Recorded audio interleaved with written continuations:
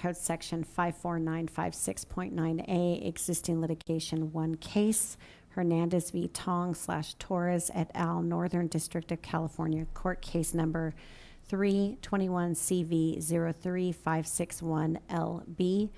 Item number 2 is conference with legal counsel, anticipated litigation, significant exposure to litigation pursuant to paragraph 2 or 3 of subdivision D of section 54956.9, one potential case.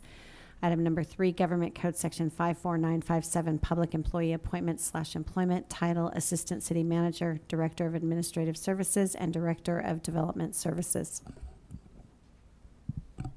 Thank you. Do we have any speaker cards? No, Mr. Mayor, we have no speaker Thank cards. you. Is there a motion to move to closed session? So moved. Motion is there a second? Second. Motion is second. All in favor? Aye. Aye. Yes. Motion carries 4-0. All right.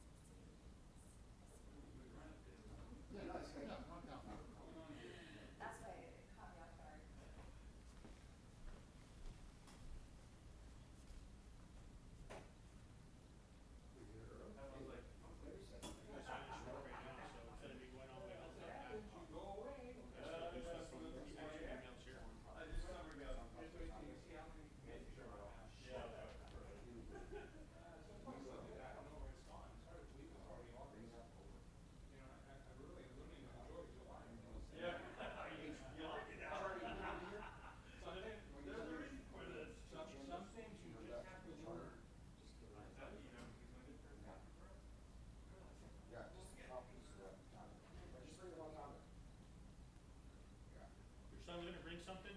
Yeah. Your lunch or dinner? No, it's paper. Okay, yeah, I'll get it from him. Okay. Yeah, he's got you. Thanks.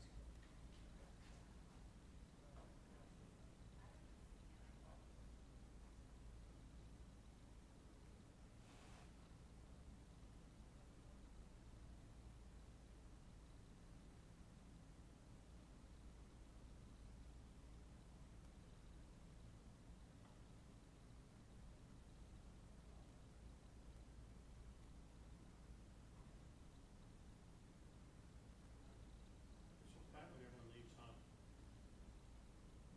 Pardon? So quiet when everyone leaves. Yeah. No, we'll take it.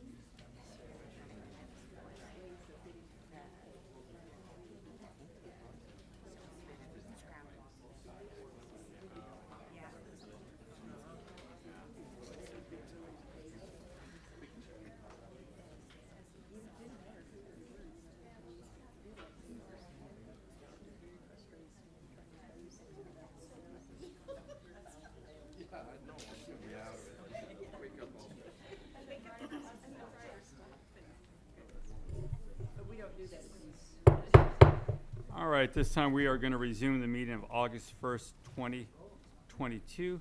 Councilmember Burns, will you lead us in the Pledge of Allegiance? Thank you, Mayor. Yes.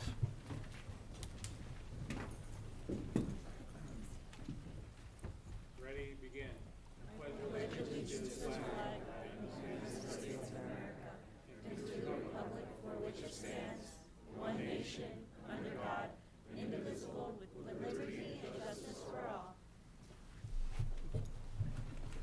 Thank you.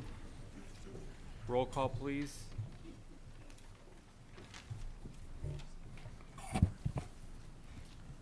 Mayor Velazquez, Here. Councilmember Perez, Here. Councilmember Resendez. He is out with COVID, so we're wishing him the best and Thank you. speedy recovery. Councilmember Morales Present. and Councilmember Burns. Here.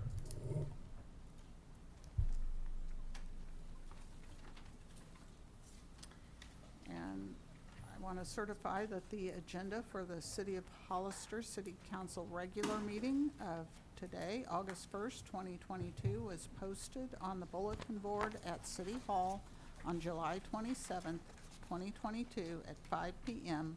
per Government Code Section 54954.2. Thank you. Mr. Burns, you had a request that you wanted to make? Yes, Mayor, please. I'd like to pull forward item G4, assuming the presenter is in the audience, for youth recovery connection, to have their reports either after public comment or after the other presentations that are at the beginning of the council meeting. Mayor, please. Yeah, we can probably do it right there after D2. Perfect. Thank you, Mayor. Okay. Is that all right with the council? And then, Mayor, also staff would like to pull from the agenda F8 and F9 for tonight. Just remove it. Or remove for tonight? Is that all right with the council? F8, F9?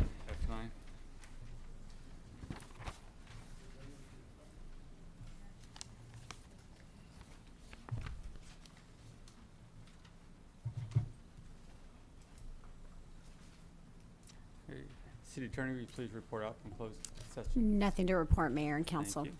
We're going to now move to the presentations, item 1 from Hollister Downtown Association.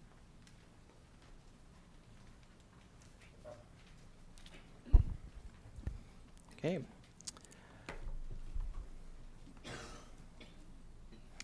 Good evening, council members. Thank you so much for providing me an opportunity to give you an update on our presentations from the June 4th special council meeting. Let's see. There we go. So, as mentioned before, the Hollister Downtown Association is affiliated with the National Main Street of America organization, which promotes a strong commitment to place and building a stronger communities through preservation-based economic development. Just gonna go. We utilize the 4 pillars of Main Street America, which include the Organization Committee, Design Committee, Promotion Committee, and our Economic Vitality Committee. So the Hollister Downtown Association serves over 130 local businesses and the community. There we go. All right. So what I think sets us apart from many of the organizations here is that the Hollister Downtown Association does a lot of downtown Hollister events. We have our Youth Expo that we did at the beginning of February, our Wine and Beer Stroll in May, a street festival, Lights on Parade, Downtown Spring Cleanup. This year we partner up with the Saddle Horse Show Committee and brought back the Saddle Horse Show Parade. We have our farmers market. We've had job fairs and job fairs at the market as well. I wanted to ask, well, before I go there, getting ahead of myself here, the Youth Expo was created in partnership with the VFW and the American Auxiliary as a way to bring several of our after-school youth groups to one place so that parents and guardians can come and see many different activities that are being offered to their children. There are over 70 such groups in San Benito County, and we were able to bring in over 50 of those to this event. And we're hoping next year we'll have an even bigger turnout for our second annual Youth Expo. Like I said, the Saddle Horse Show made its return on June 18th, and that was a partnership with the Saddle Horse Show Parade Committee. We're looking to take into more of a ownership role with that one starting next year. Our Lights On Parade included a partnership with the City of Hollister and the Hollister Parks and Rec Department, who had an amazing tree lighting at after the parade ended. And then we partnered with both Recology and Integrates Waste Management to bring forth the spring and fall downtown cleanups each year. Just out of curiosity, how many events do you guys think that the HDA does, like weekly events, do we do per year? 'Cause I'll guess 40. 40? Okay. Well, a little higher. Any other guess? 41. 41. So we actually do, this past year, or this year, we will have 31 weekly events. There is a weekly HDA event occurring about 60% of the year. So we have 31 events, of which 30 of them are free to the public to attend, and only one of them being a premium event. Like I said, the other 30 are all, the other 30 are all free events for people to participate. Our Youth Expo brought in 600 attendees with over 50 organizations participating. Spring Cleanup had over 100 volunteers this past year. Our Wine and Beer Stroll brought in 625 attendees. 21 businesses participated in the event. The Saddle Horse Show brought in an estimated 4,500 estimated attendees. Our Job Fair last year brought 75 attendees. Street Festival was about 6,500 this year.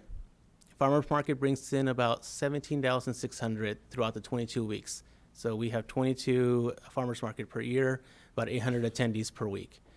Lights On Celebration Parade, 15,000, but if you ask our insurance, it was less than 5. And of course, our total estimated attendees we brought to the downtown area this past year was about 45,000 people.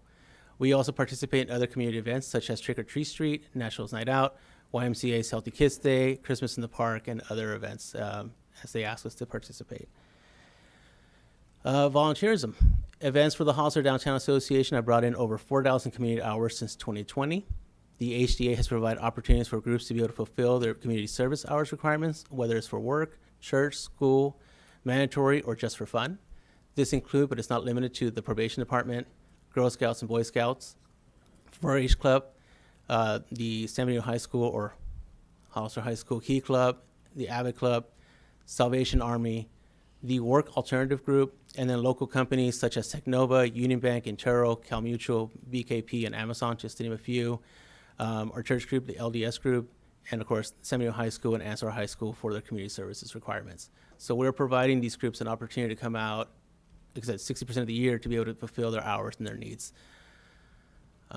Since September of 2021, the Hollister Downtown Association has dedicated over 800 volunteer hours to the festivities for the city's 150-year anniversary. It has been truly an honor to have the opportunity to be able to work alongside so many nonprofit groups, organizations, and city staff to assist in bringing these once-in-a-lifetime events to the community. Here's some of our community comments that we've had. Just it's kind of faded, but you can see, for instance, how we help with the economic development. TJ Sacos and Birrias, thank you to everyone for coming for the 35th Hollister Car Show and support our business. They completely sold out of their event.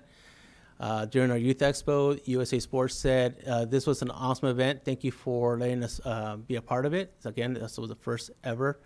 Irma's Fashion was super ecstatic about the Wine and Beer Stroll. M. Churros for promoting our farmers market every week.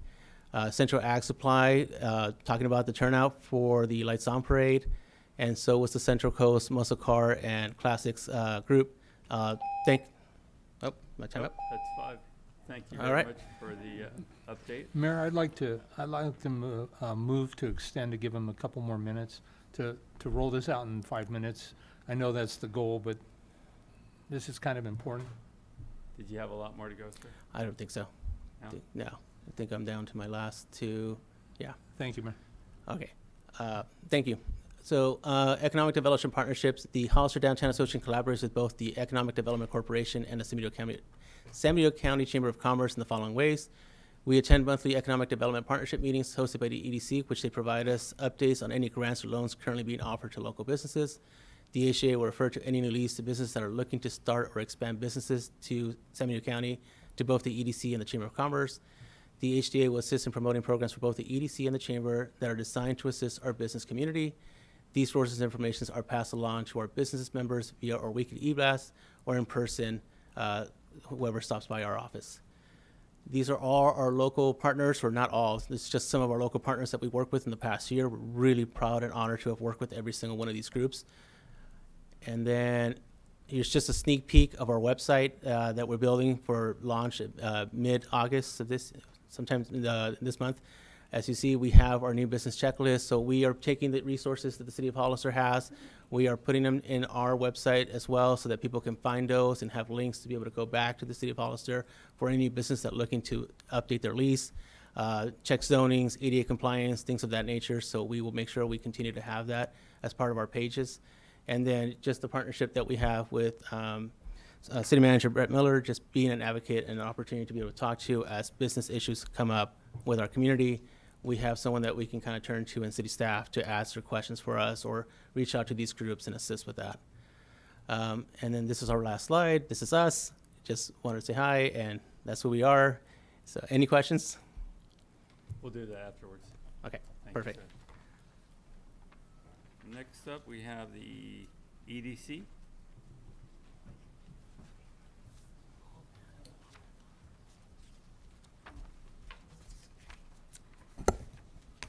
Thank you, Mayor and council members and city staff. I have a slide. Oh, that's the wrong slide presentation.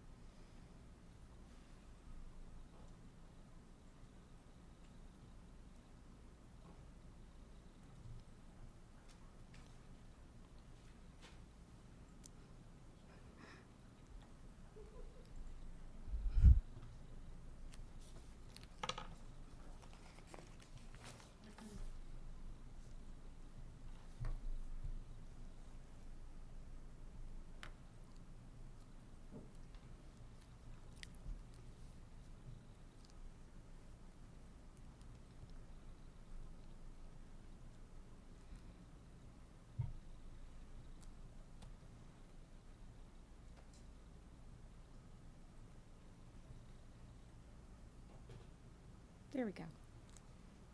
Do I need to switch to the next slide, or does someone else do that? This thing? Okay.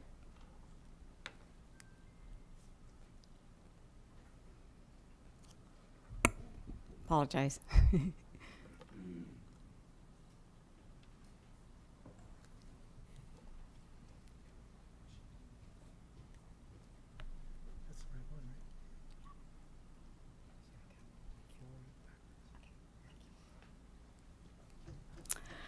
All right, let's start again.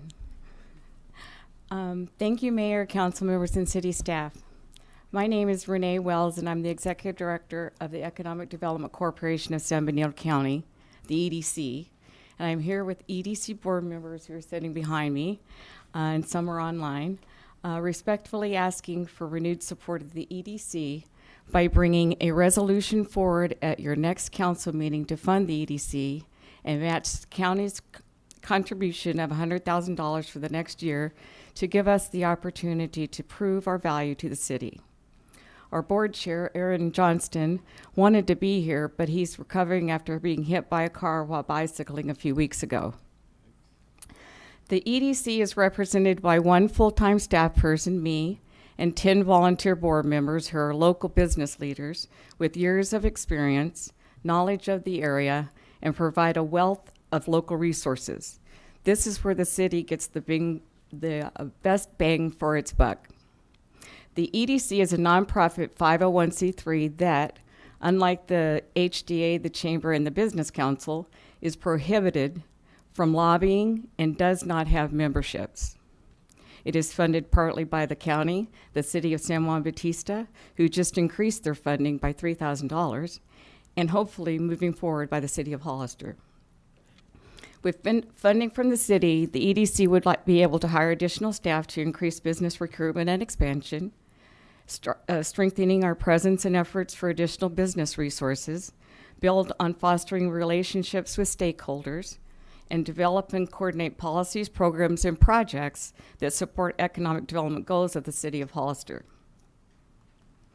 Economic development is a team sport that requires support and collaboration from all players to be successful. And each player, or jurisdiction in this case, needs an advocate that knows the playing field, has network resources, and can represent them and encourage new opportunities that increase revenue and resources to the community as a whole. The EDC works to meet the needs of its clients, current and future businesses, and in turn equally advocates for the city of Hollister, the city of San Juan Bautista, and the county, depending on our clients' needs. There are new existing staff, city staff whose jobs have many responsibilities and require managing numerous departments. The EDC wants to support and collaborate with city staff to offer resources and training and educational opportunities and assist them with their needs. We would also like to help the city establish an economic development ad hoc committee to discuss ways to create incentives for new and expanding businesses and improve services for the community, just as we do with the city of San Juan Bautista and the county. The EDC is preparing the update of the county's Comprehensive Economic Development Strategy, or the CEDS, which is a county-wide strategy-driven plan for economic development for the next 5 years. A current CEDS is required for every region in order to apply for funding from the Federal Economic Development Administration, or the EDA, who mandates the CEDS. The county and city of San Juan Bautista have partnered with EDC to ensure their voice is heard, and they have specific projects included in the CEDS update. Support from the city of Hollister would be a wise investment based on increased amount of funding available by taking part in the CEDS. To talk more about the importance of the city of Hollister's buy-in and inclusion in the CEDS, I'd like to introduce the EDC's CED consultant, Marie Jones.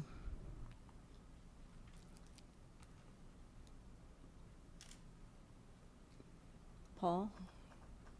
I believe they're on Zoom.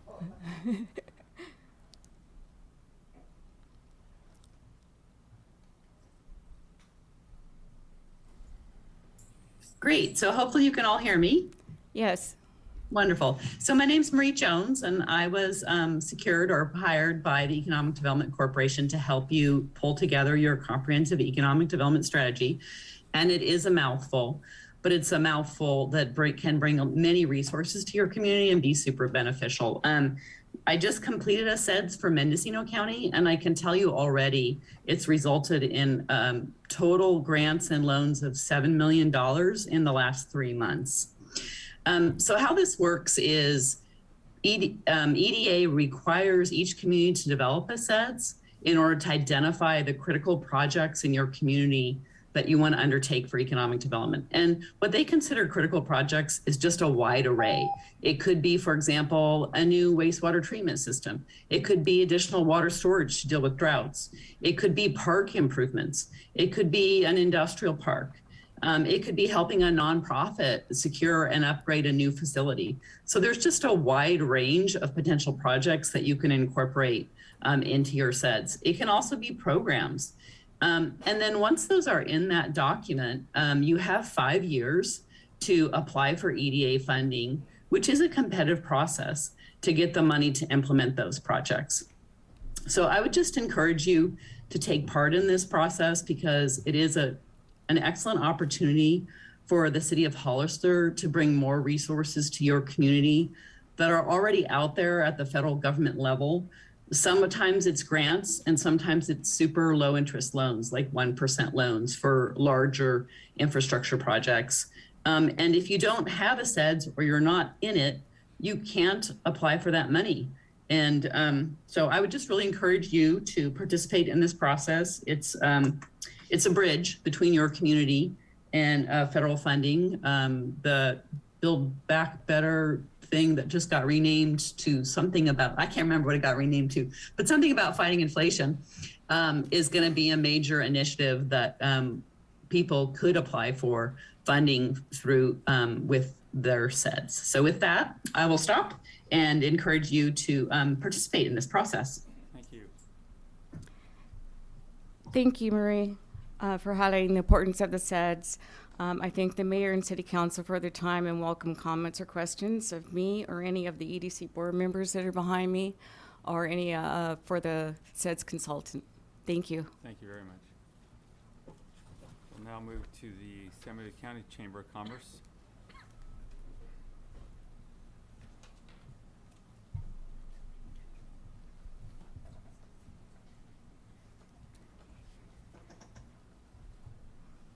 Good evening, Mayor and Council and staff.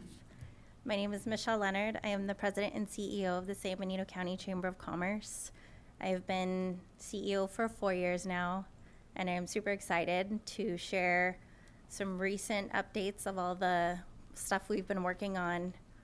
But I think one of the most recent updates that's new for everybody is that we have a sister organization. It's the Chamber Foundation, which is a 501c3 charitable organization, where the chamber has members, the foundation does not. So I feel like what's always a little bit tricky when we talk about what we do as an organization, there are exclusive things for our members, and then there's accessible programs for everybody through tourism programs, through economic development.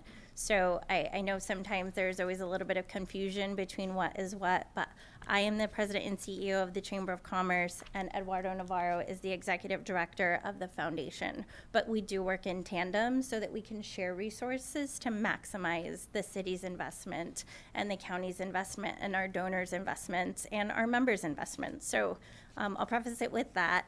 On June 4th, we were here and we did a probably 30-minute presentation, and then a few months before that as well. But today I'll try and speed through it a little bit, you know, just so that we're all on the same page again. We can talk about how the EDC, the HDA, and the Chamber work together, and also how we're different. And I think that's why we're here today, to see where we're different, how we're different, and what the needs are that the council has for us, and where do we go from here. I think all of us are open to collaborating, but we're also open to, you know, finding a lane, finding a zone, and really going far, fast in it. So after, I know we're all really open to questions because we really do want feedback, but we also want you guys to know what our strengths are. So for us today, we're telling you what our strengths are, and if there's something we all need to work together as a community to make our strength, we're excited to learn that and do that and forge that path together. I'll start here. So about us, as I did mention, we are a 501c6 and a 501c3. We have members, and then we have organizations and community members that we work with to do a lot of amazing projects. I am the CEO of the Chamber. Eddie is the Executive Director of the Foundation. We have Felicia, our events coordinator. We have Adriana, she is our marketing specialist. And we have Isabella, who has been our executive assistant for 4 years and is also my oldest daughter. So she is learning the ropes very early.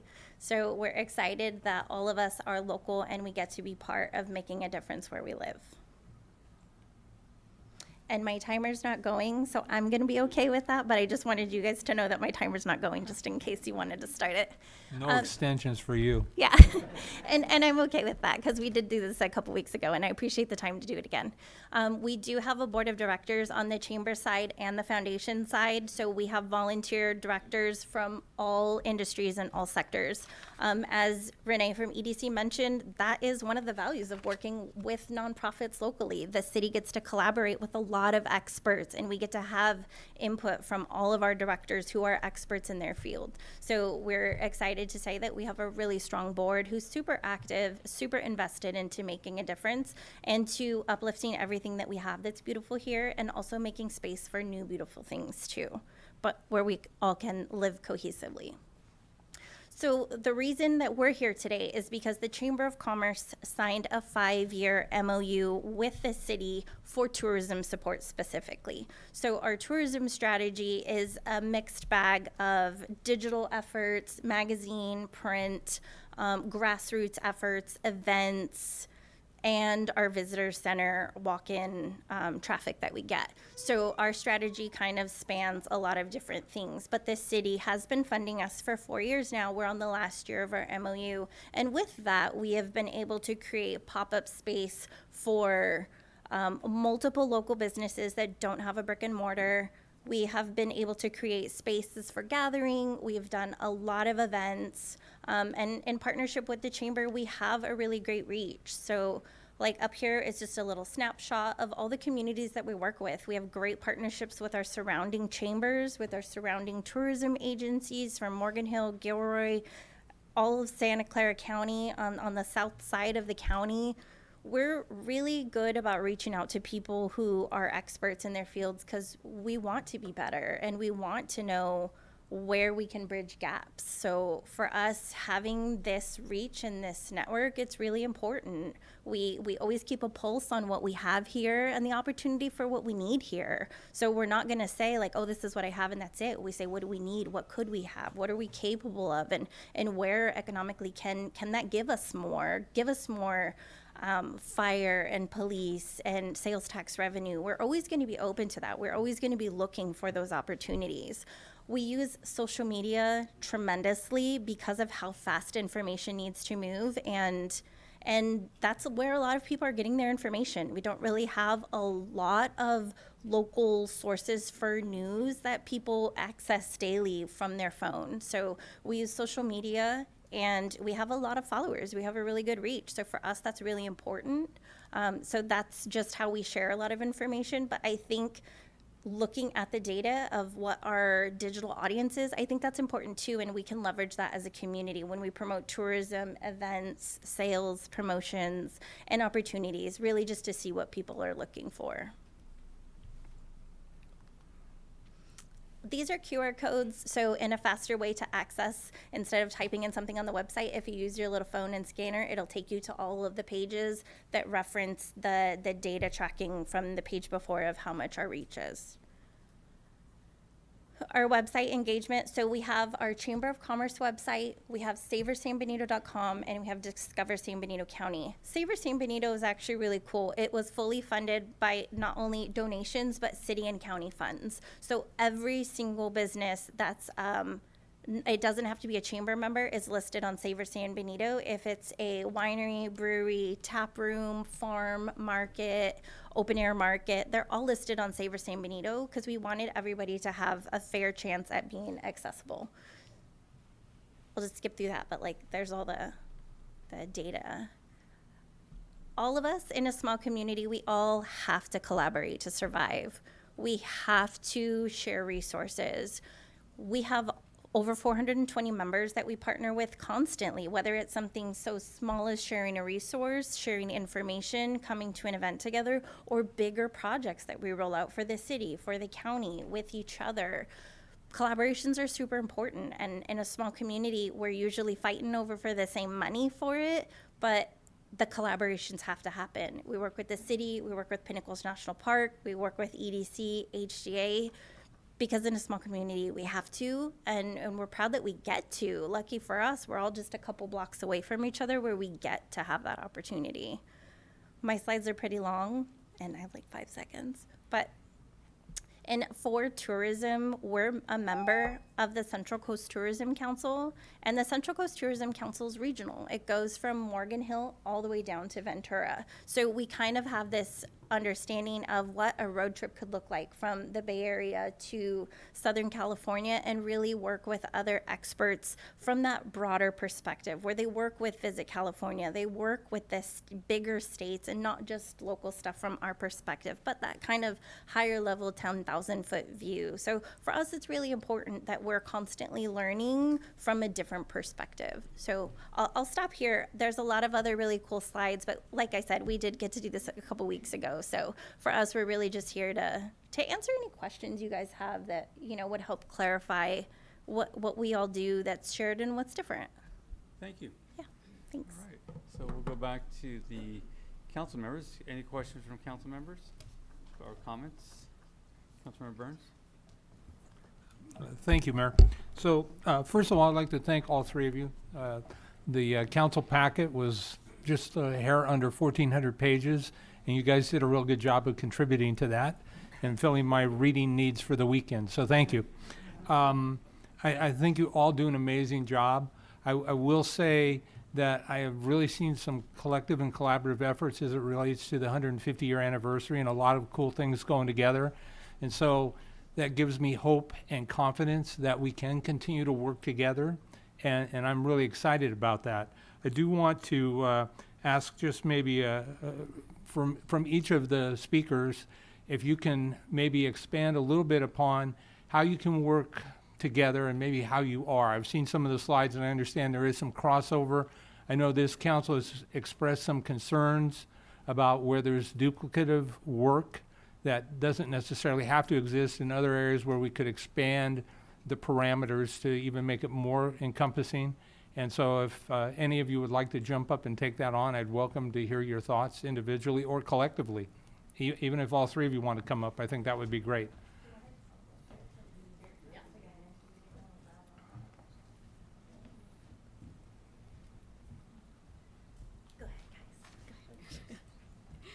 Okay, so I'll start. So, just for institutional knowledge, I have been in the role probably the longest here, so I can tell you how much we have been collaborating and how that's changed over time. Originally, we were all kind of trying to finding our space and finding our way in our own organizations and in the community. So at first, there wasn't a lot of collaboration. And now, I think more than ever, we really have. Like, Renee and I have seen turnover in our staffs, and we've relied on each other when it's like, hey, can you take this for me? Or hey, can I call on you for this? So collaboration has actually become more of a necessity than an option or an opportunity. It's something we've had to do. And same with Omar. We've talked about it, how over time, as you find your place in your organization, you know you're ready because you know where you're confident and you know what strengths you have to offer each other. So we collaborate with many of our members.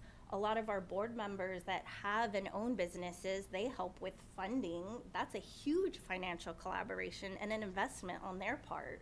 So for us, we partner with other nonprofits. The Community Foundation is very generous to fund, I think, both of you in some way. So our local foundations are supporting them. We're all supporting each other. And I'm not sure if you guys have anything different to add, but I think we all are on the same page when we say we're a small community. We have to collaborate. And I think from the top, I think there has to be an effort to even coach us together when we can't find our own way to collaboration, to say this is the request, this is the demand of the people that we fund, where we do work together because everybody wins. So thank you. I would say that your final comments would absolutely echo and mirror my thoughts, where I don't want to say we want to force you to work together, but I think you're stronger together. You're better together, no doubt in my mind. And so one of the things I've struggled with for the year and a half or so I've been on council is I've thought often it may make more sense, quite candidly, rather than fund or help to fund your organizations, to bring an economic development type director or program or office citywide. And so can you tell me why it makes more sense, in your opinions, to stay this model versus go a different direction? I'll let you guys take this one, but leave me some space. I'll later. speak on that. I think, well, at least for the EDC, we're an advocate for the city of Hollister, the city of San Juan Bautista, and the county. So when a new business or an opportunity comes our way, we work for the client. And so we are not biased in saying, well, that would be a great project for the city because there's more property over here or over there. We show them all opportunities, and we welcome both of these organizations to help us facilitate that organization with the right property that fits. Recently, I was working with San Benito County. We had an opportunity to work with Kaiser Permanente to bring a facility here. And of course, the county wants it in the county, but they want it best where the city wants it because they want to offer Kaiser to their employees. So not everything we do is based on, we want to do this for the city. We want to do things for our communities. So we all try to work together. And when we have the economic development partnership meetings, which all of us come together, that's our chance to talk about these opportunities and say, what do you think? What do you think? And we can all come together and say, well, there's this new thing here, there's new thing here. And when I meet with the city manager, I meet with San Benito County, and I meet with San Juan Bautista every month, and they're involved in the Economic Development Partnership, or the Economic Development Advisory Committee, which I think would be a great opportunity to have one for you, or if you had a director that we could meet with, because we all come together during those meetings and we all feed off of each other to accomplish the goal, which is to find a place and bring revenue into the county and city. Thanks. I didn't mean to throw a curveball at you. Omar? No, it's okay. So for us, again, we're more of the event-driven portion of the arm of this. We host many events in the downtown area, and the city has invested so much money in that area with lights, the gateway sign, and everything else. So we're just trying to drive people to come to the downtown area to frequent these businesses and go and shop local and have a place to play, really. So we're trying to bring that aspect of it, where these two groups are trying to help these local businesses grow. We're trying to drive in those consumers into the area to allow them to grow. And so I think that's where we fit the model here. Thanks. I appreciate that. I will say I've had conversations with Vice Mayor Perez, and I often refer to him as jelly and me peanut butter. Together, we're better together. And I think it's clear to me that the three organizations, you would be better together. And I heard at least one of you talk about how you meet regularly with the city manager as well, and I think that bridge exists. And so I'm excited about the work you guys can do moving forward, and I absolutely want to congratulate you, but I also want to start to see measurables, and the presentations were very helpful tonight to reinforce those, because I often think you all do so much that we first of all, I think we take it for granted, and secondly, the volume is amazing. In a year and a half on council, anybody that says it isn't happening in Hollister isn't paying attention, because I've seen some amazing things in the year and a half from the inside looking out, and the three of you are all key players in that. So, no, I support you all. City manager, I don't know if this is better for council comments, but I did hear our presenter from EDC talk about wanting to bring back a conversation at the August 15th council meeting for potential funding, because I know we don't contribute to their funding now. Correct. So if it's better to do it now, I'd like to do it now, but if Yeah, it's better to do it at my council comments, I'm more than happy to do that. So, This is the perfect time for it. okay, Yeah. So the HDA and the chamber both have MOUs, even though they're coming up due to renewal, but we will do them at that time. Okay. But the EDC, we do not fund currently, so Right. that would need to come back for future funding. Okay, so I'd like to suggest that we have that, we bring that forward and bring it back. And I don't know what the agenda looks like for the 15th, if there's capacity now, but if there is, then I would like to suggest to this council that we do this if there's a majority or a consensus on the council. And so, with that, Mayor, thank you. That concludes my thoughts and comments. Thank you all. I appreciate you. I'm all for bringing them back on the 15th. Also, you know what? I think there's one thing missing here. You guys have been all working well together, especially for the 150. We're only missing, oh, there she is. There's Tina. And that's the real Glue. the glue of the whole thing is all you guys do work well together, you know, and I would like to see that continue and and actually even get better. I mean, if we can make it better, I'm sure we can, because you guys are great. But yeah, I do agree with Councilman Burns that we do need some measurables, and but I'm all for supporting you guys and funding you, because you guys, I go to a lot of your functions, and I see what it does, and not just at the functions, but by going around the city and talking to people, I find out that, you know what, I know that without you guys, we're not going to be where we're at. So thank you guys for what you do. Thank you. So I'm also in support of bringing it back. I think what I'd like to contribute is what I would hate to see is, if there is turnover, and so we're thinking about the community, we're thinking about how do we make sure that the collaboration continues moving forward, not just, if you decide or you win the lottery and now you're a billionaire and you decide to not to work anymore. So we have to think about our community in the future and how do we do that? And so my recommendation is that when it does come back, that we do look at, yes, the funding for all three, and how do we then create the infrastructure to make sure that regardless of who the person, because a lot of it is personality driven, and if we didn't have the right personality, then things may not go so well. So how do we ensure that regardless of who's in that position, in the role, the personality, that the collaboration continues not only with each other, but with the city in particular?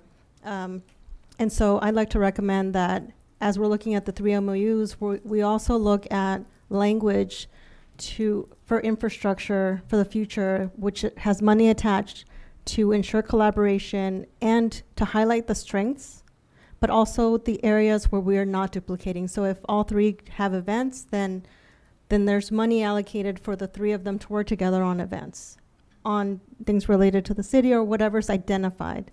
But that there is the infrastructure through the MOU and the funding appropriately, so that, I don't want to say forced, but there is strong incentives to work together regardless of who's in the position, whether it's for a year, 3 or 5 years, but we're looking at how do we maintain and that collaboration and the relationships, focusing on the strengths, but making sure that we're also not duplicating and maximizing our dollars. And thank you for all the work that you do. Thank you. Thank you. All right, here's my 2 cents, and I've given all 3 of you guys that in the past. I'm going to repeat. HDA, you're on target. You guys have turned this around. You know how frustrated I was a few years back. You went back, you refocused, you got politics out of your organization, and you focused on your mission, and that is to drive more business to downtown, more foot traffic, and you're succeeding, wildly succeeding, purely because you have learned to focus on it. And again, probably the most important part, you got politics out of this. When you get politics involved in certain things, it seems to take you in the wrong direction real quick. So very proud of the organization and what you have done, and I'm looking forward to seeing more activities. And I owe you a letter. Put that in the safe, please. Is that a buy-off? Just kidding. That is the 100. That's my letter for the celebration 200 at the 200-year celebration. Yeah, for the time capsule. Now, EDC, Ms. Wells, I respect you, and I respect everything you've done, and I have faith in you. But I have been extremely disappointed in the past with the EDC. And I'm just being a little more frank than everybody else here. So, because there was a lot of promises and nothing ever materialized. And it's frustrating when we have so much opportunity and we find ourselves having a partner that we're contributing to, but really not carrying the weight and doing a lot of the work ourselves, and finding out that the partner then jumps back and says, oh, by the way, I was instrumental in it. No. I know you can do this. I know your board members have this potential. And I would say to you, and I'm sure you know this answer, what is the most valuable area of our community that needs to be focused on for business, driving a business? The airport. That's 100% absolutely correct. And yet, time after time after time, we start chasing shiny objects in different areas, and we lose that focus. Mr. Lindsay there has probably carried this community more than anybody else in his vision of what can be done. But I gotta say, I get so frustrated when we have progress happening in the area of the airport. And for those of you that don't understand, it's 1,500 acres that are already zoned for commercial industrial, that we can start moving in companies right away with the infrastructure, sewer, water, roads. And instead, we get focused on something else some pie-in-the-sky scheme somewhere that makes zero sense because we have it here. We just, I want to see focus. I know that if we contribute what you needed and more, we could have 10 more companies here. But it's frustrating to see others in the community go out and attack it when we're bringing these large companies, and EDC is not standing up saying, whoa, this is a very critical area that we have planned for a long, long time, and it's ready to go. So for those to get away with attacking and misleading the public because they want something, some pie-in-the-sky dream somewhere else, it's hurting us. We're losing valuable time. So I want that commitment that we're gonna focus in the area we have ready to go now so we can invest this money or maybe more. So we can bring those companies in so our residents have the jobs close by rather than having to jump on 25 and do some crazy roundabout road somewhere else. I want to hear the commitment to the focus. I know the study's important, you need to do it first. So I believe in you is what I'm trying to tell you. I appreciate it, and the airport is very important to me. And I've been working very hard on getting businesses. I've worked with Reed Hillview because they're planning to close down and there are businesses there. It just takes a lot of time. I know you know that airport, and the public, if they don't know, we have flying cars in our community. That's how far off we are here. We have something that very, very few communities have. But we're not taking advantage of it because, we're busy chasing some crazy scheme somewhere else. So I want that commitment, and I want to invest. I want to invest in that commitment. That's what I'd like to see happen, because I know the groundwork's been laid out years ago by that man sitting back there, and I know we can do it, and we can do it rapidly, but I need to know that's where we're going. If we're chasing something else, I'm not interested anymore. And I know Mr. Lindsay is very interested. He's on our board, so he's been very good about working on that. Well, again, that's one of the reasons I keep believing in you guys is because he keeps coming back, and I know his track record. Chamber, I've said this many times, you guys are all over the place. You know, you can't be everything. You need to be focused. I believe you guys can do something important, and I do believe it's the tourism part of it. But we need a clear effort. We need the politics out of it. As long as you're involved in politics, I cannot support the group. I can't. Because I see you guys do things you really shouldn't be doing because somebody in politics is pushing you to do something, and it's basically wasting time and wasting money. The three of you together can be a very powerful group in our community. But without that focus, I can't support it. So I need you. We had this conversation last time. I was up front about this, that we can't be involved in politics. You can't do everything. Focus, do it together, and we can succeed. There's still time in your contract. Let's do it. Let's bring this back for the EDC. We're in contract with the other ones. Let's build that team. That's all I'm asking for. I'm asking for a focus. And I know we can win together. That's all I have. Thank you. Thank you all. May I ask a question? Yeah. So with that, do you think that there will be like a strategy session, like spearheaded by the council to say what your vision and your goals are and to see where our strengths align in that? Because I hate to say what happens is you guys give us funding for what our strengths are and then we do them and then at the end, somebody's not happy. But at the front of it, it's, you know, we want more involvement. Like we individually, we meet with Brett every month with the city manager individually, not always collectively, unless it's in a larger group where we don't really have the one-on-one time.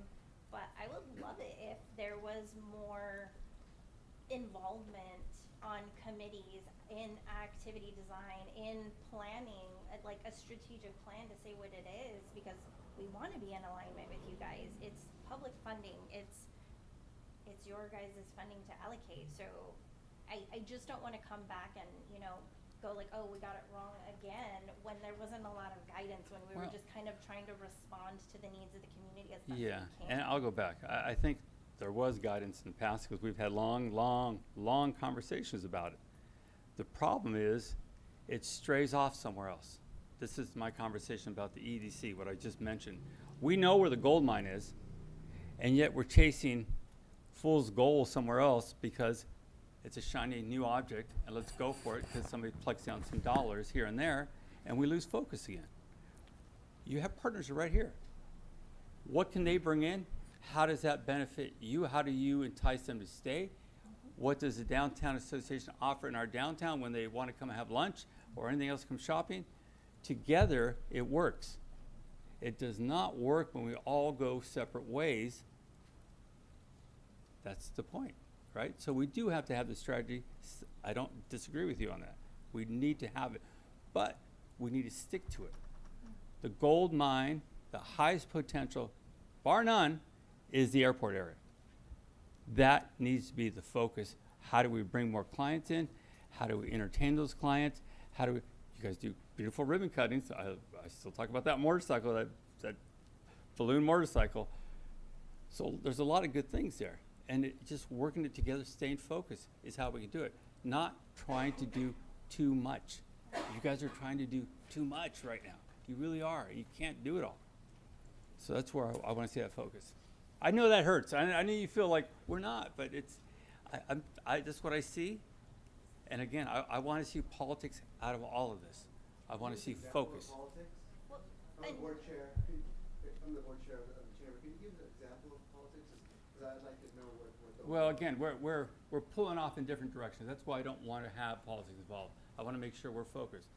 We're together. We focus on an area. Again, we know where that area is. Focus on it. Build a plan to promote that together, all of us, and we'll succeed very quickly. So what is your question? You're looking for an example of what his meaning is. He doesn't understand your question. Mayor, Making that statement. Sir, Yeah. hang on. Sir. Can we have, Hey, we're not. can we have Sean come to the podium? So, 'cause that way the mic's here. Yeah. So, I mean, I'm the board chair, and I make sure that a lot of politics or any politics are kept out of our organization. So if you make that statement, could you give us examples so we know what it is, so that we know how to combat that? Again, when we work together as a group, the question is, how do we sit down, have a strategy planning session, right? Mhm. Once we decide that as a group, we stay focused on it. The chamber, in my opinion, has too many things going on, and instead of focusing on certain areas, they end up somewhere else. Now, Yeah, that wasn't the question. city- I asked if you can give an example of the politics. Well, I'm not here to talk about exact You made that examples. statement. I just have to Sir. make sure that I. This is my point. This is my exact point. We're going to work together, is what I'm saying. We're going to put a focus in, and we're going to make sure we stay on that focus. That's what I want to see happen. Which is I our don't wanna goal. debate with you right here about. I'm not trying to politics, debate. not I literally politics. just asked But you for an are, example sir. because you made a statement, Well, sir, again, this is what we're going to do. I believe in all three organizations. as well as I do We'll too. go from there. Sir, go ahead. Thank you, Mayor. Color me naive, but I've been on council for a year and a half, and maybe this is things that happened prior to my coming on council, but I've not seen the politics. I've seen some really good work. And so, to answer your question, though, about a collaborative effort, this council does have an ad hoc committee of Vice Mayor Perez and Councilmember Morales, and they focus primarily on the downtown. But I think we already have a ad hoc committee in place that could absolutely work with you, and you, or in New York, the three U's. And I think we're gonna get there. And at the end of the day, you've done amazing things together and individually, and so you're stronger together. There's no doubt in my mind. And we can move beyond the conversation about politics in my mind, and let's focus on community, because that's why you three exist. And so I'm supportive. I couldn't agree more than the mayor about EDC, and bring us a plan so that we can see the progress, because at the end of the day, this council has a responsibility to the community to ensure that we're getting the most return on our investment. And I've heard all four of us, and I believe Councilmember Resendez would also agree with this, want to support you as you do your good work in the community. And so it's really just about laying down those measurables and then, recognizing those as those happen. And performance metrics are the way of the world. And you guys are all smart enough. You probably already have all these things. They just need to be parlayed so that we can see them and we can go, because oftentimes I drive by and it's like, wow, I didn't know that was happening. And somebody's got to be responsible. Somebody's done it. And I take you all three for granted. I'm just going to put it out there. And so I want to know more about your good work on whether it be a monthly or quarterly or semi-annual or annual, I don't know. But again, we have an ad hoc committee that can help you to lay that out, I think. And this can be a pleasant conversation. And I think we're moving forward, come back. I think you've heard the will of the council, and I think that you're already doing it. We just need to see the outcomes. And I think we have on a case-by-case basis, but I don't always connect the dots. So I need for you to connect the dots up here for me so it comes out here, and we give you the financial support you need to continue moving things forward. My year and a half on council has been amazing, although it's been a whirlwind. And so help me to help you to get to where you want to be. So thank you, Mayor. Okay. Do you have any speaker cards? Yes, we have 2 speaker cards. The first one is Ken Lindsay. Thank you, Council. Thank you.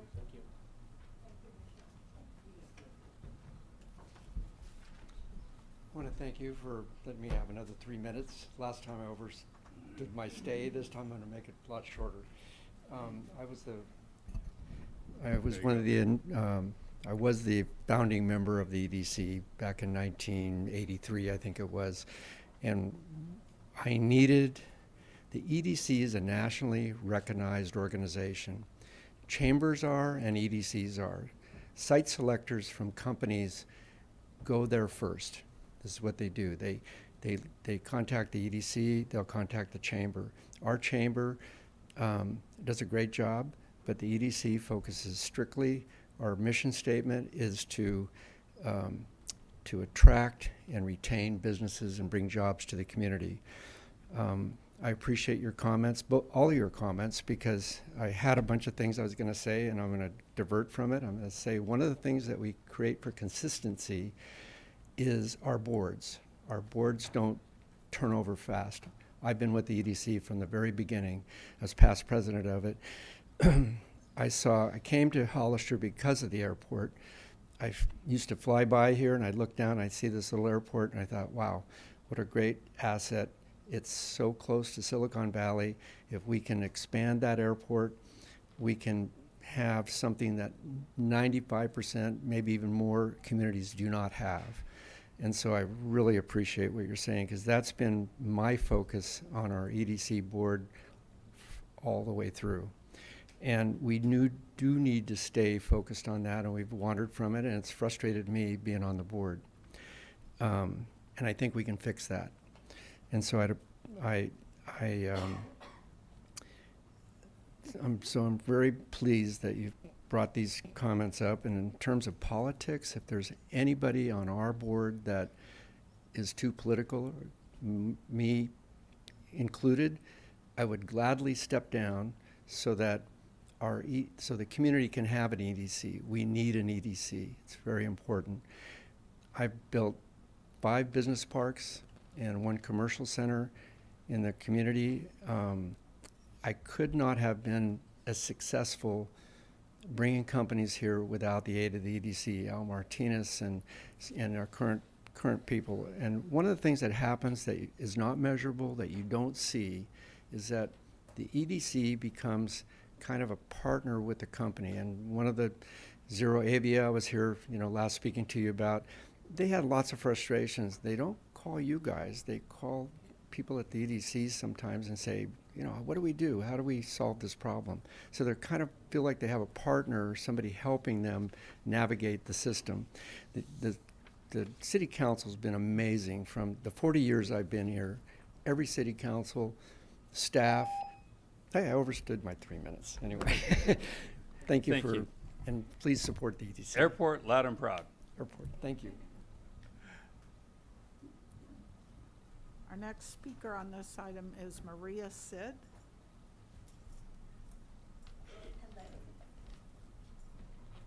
I'm a little nervous, so let me start by saying I'm sorry. That's okay, Maria. I have lived here now for 12 years. I'm a business owner. My office is in Gilroy, but I'm getting ready to open up a second location here. The main reason is because of these three organizations. I belong to several of them, because I sell insurance for a living, so I have to be out and about. But I gotta say, no one does it better than here. And the Chamber, the Downtown Business Association, the third party, that I haven't gotten too involved with them, but my neighbors speak very highly of them. If it wasn't for that, I wouldn't be investing my money, my time here. I want to live here forever till I retire. But without the support of people like this, these organizations, Mayor Velasquez, we wouldn't have a great community. Oh, I know. I get compliments when I'm at races about our chamber, how we just know what they're doing. Like, they really help the businesses. In the year of the pandemic, I think that was the first year I joined the chamber, my husband lost his job, and a lot of my clients that live here in Hollister, businesses had to close. Luckily, Parklets came in and people thought outside the box, and they were able to keep their businesses here. They were being promoted, and that is why I decided to invest here. So with that being said, be a little kinder. Please know they do a great job. They really do, and support them. Thank you. Thanks.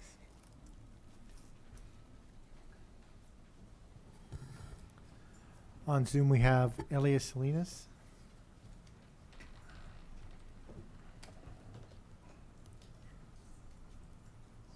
Hello, good evening. Paul, can you hear me? We can hear you. Okay, great. So thank you. Good evening, everyone. Thank you for letting me speak. So I just wanted to say that we should all be very proud of all three organizations. They all work together, and they couldn't get any better by working together because they continue to work together. They continue to learn and know each other. That's how they cooperate together. And you can't ask for any more of them than what they are doing.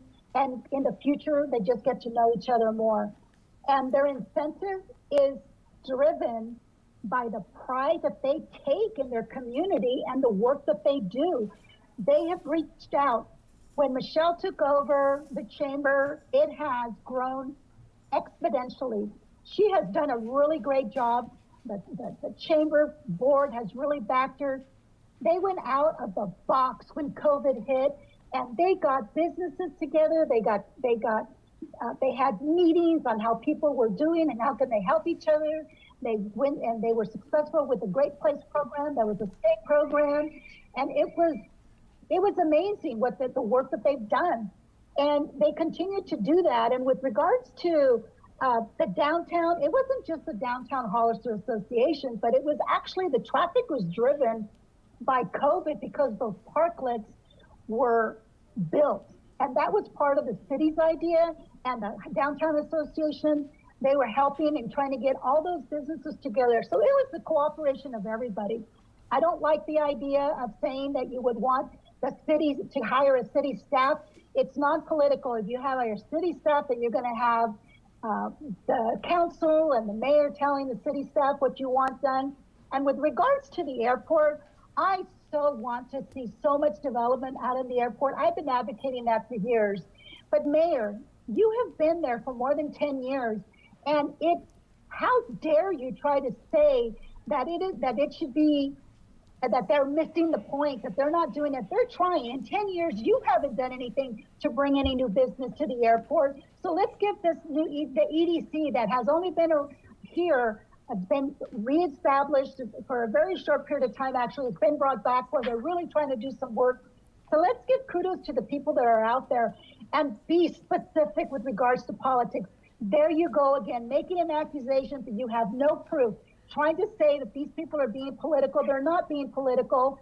They don't get involved in any politics whatsoever. You, Mayor, have turned it and said that they're being political without any evidence, as usual, that you go on babbling about, and people listen to you and people believe you, even though it's not true. I don't know what else the public can do to stop you from saying such lies. Thank you very much. There's a lot going on at the airport. Maybe you should take a drive there to see the hundreds and hundreds of jobs, new jobs that have been happening there. So thank you very much. Do we have any other speakers? Next speaker is Brian Falk. Brian, go ahead. Yes, thank you. Can you hear me okay? Yes, we can. Great. I am the Community Development Director for the City of San Juan Bautista. And I just want to relate to the City Council. I understand the local issues. For us, the EDC has been exceptionally scalable. That is, we found in the EDC and the collaborative perspective that they bring to our Economic Development Citizens Advisory Committee to be very helpful. You know, we're looking forward to participating through our new group established in November 2021 through the SEDS program, the new SURF program, which is sort of a top-down approach to extra-regional, then regional and local economic development. And we really think that a great strategy can be developed through the SEDS program, and that's why we're looking forward to participating there. But just from our perspective, you know, the EDC, you know, has brought, you know, their resources to, you know, help our community understand the importance of economic development and the resources that are available to help businesses come to San Juan Bautista and the areas around San Juan Bautista. You know, so I think it's you know, mutually supportive effort is really essential for our mutual success. And, you know, we really think that effective collaboration requires coordination. And that eventually will deal with the duplicative appearance. We understand the array of community development or economic development entities in San Benito County is confusing. And, you know, with an effective strategy, we think that that will be resolved in time and empower everyone. So, you know, just from our little local perspective in San Juan Bautista, we're looking forward to participating. And that's why I think our city council contributed money to support the economic development strategy and the EDC in general. It's something that, you know, we know that with collaboration, there will be policies and programs that help everyone. And we're already seeing the results of that. We've got 4 different subcommittees working to advance local programs into the regional effort. And so we're looking forward to that. So thank you very much. I appreciate the opportunity. Thank you. Next speaker is Carol Lenore. Carol, go ahead.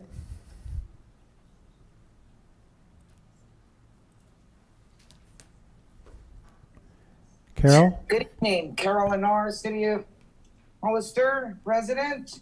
I wanted to respond to Councilmember Burns's question, looking back at previous council. I have to say that I was on there and I was pretty fluent with Economic Development Corporation as I attended several meetings, committee meetings and efforts, and as well HDA, which is my ultimate favorite. And then the Chamber of Commerce. I got to tell you, I don't know what the mayor's talking about because I never saw any politics involved. Now, there's something somebody did that didn't get his blessing. Maybe that's what's irritating him. But you have 3 organizations here that have worked in sync through the COVID to better the lives of the city of Hollister. They're equally important, and they should be equally regarded for their professionalism and their dedication and their integrity. So I would ask the council to please consider funding on an equal basis these 3 organizations. And certainly I can't see why you wouldn't think EDC was not deserving. So I'm a little bit confused there. Again, Councilmember Burns, no politics was going on with any of those unless it was done behind doors. And I didn't work that way. So thank you for the opportunity to speak.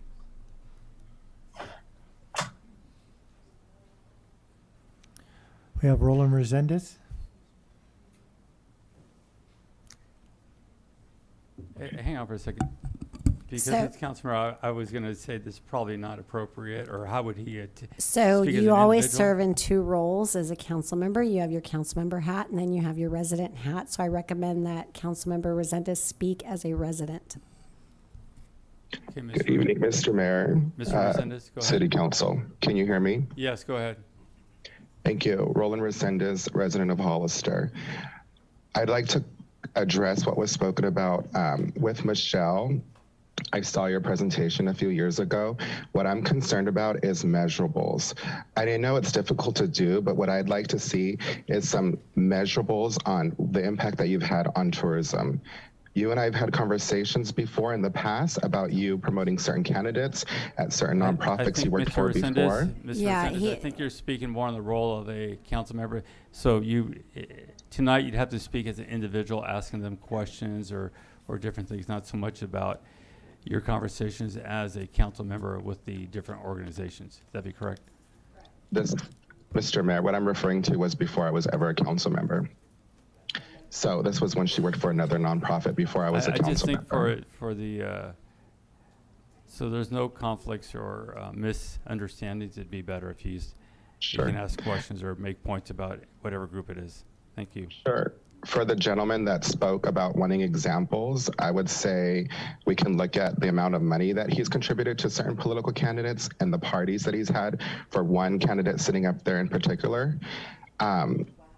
For the EDC, I know how passionate the new director is. I know how involved the new director is. I am very hopeful with the leadership, and I'm hoping to see everything that they spoke about come to fruition.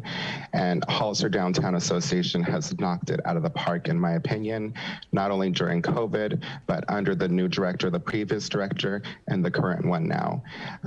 Those are my thoughts. Thank you so much for hearing me out. Thank you. Do we have any speaker cards? I'm going to try one more. Randy Starbuck.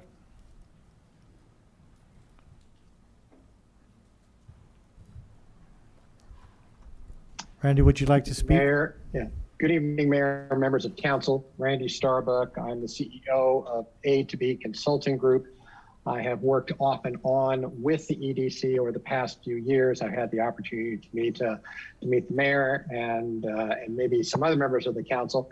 I just want to very quickly go back to something that Brian from the city of San Juan Bautista mentioned, that the EDC is currently monitoring, and that he mentioned the word SERF, which actually stands for Community Economic Resilience Fund. This is a new state program signed by the governor in September of 2021, just this last fall.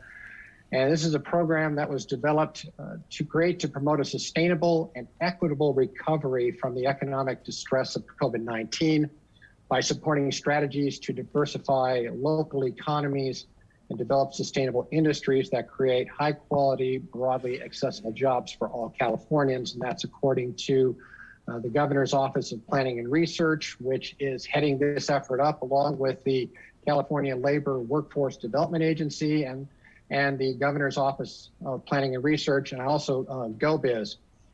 The EDC has asked me to monitor this new program.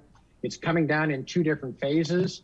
The first phase, the applications for that were just submitted. The state has been divided into 13 regions, of which San Benito County is part of the Central Coast region, which consists not only of San Benito, but Santa Cruz, Monterey, San Luis Obispo, and Santa Barbara and Ventura counties.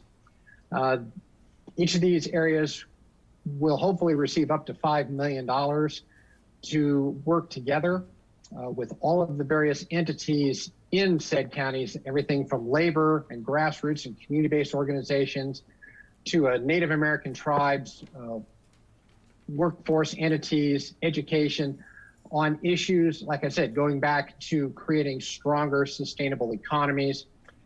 The biggest takeaway from this is beginning in 2024, these various entities, because of their working together, will be able to, entities within those regions, such as the city of Hollister, for example, or the school districts are like, would potentially be able to access through applications a pot of between $500 and $600 million that's available statewide to carry on different things to create sustainable economies. So the EDC is monitoring that situation, has been participating in meetings through myself to ensure that should the SURF program create some opportunities that San Benito could take advantage of, that they're teed up and you're teed up and ready to do that. And certainly the city of Hollister, by supporting the EDC, would be in a great position to look at those opportunities should they match up with needs in the city. Thank you very much.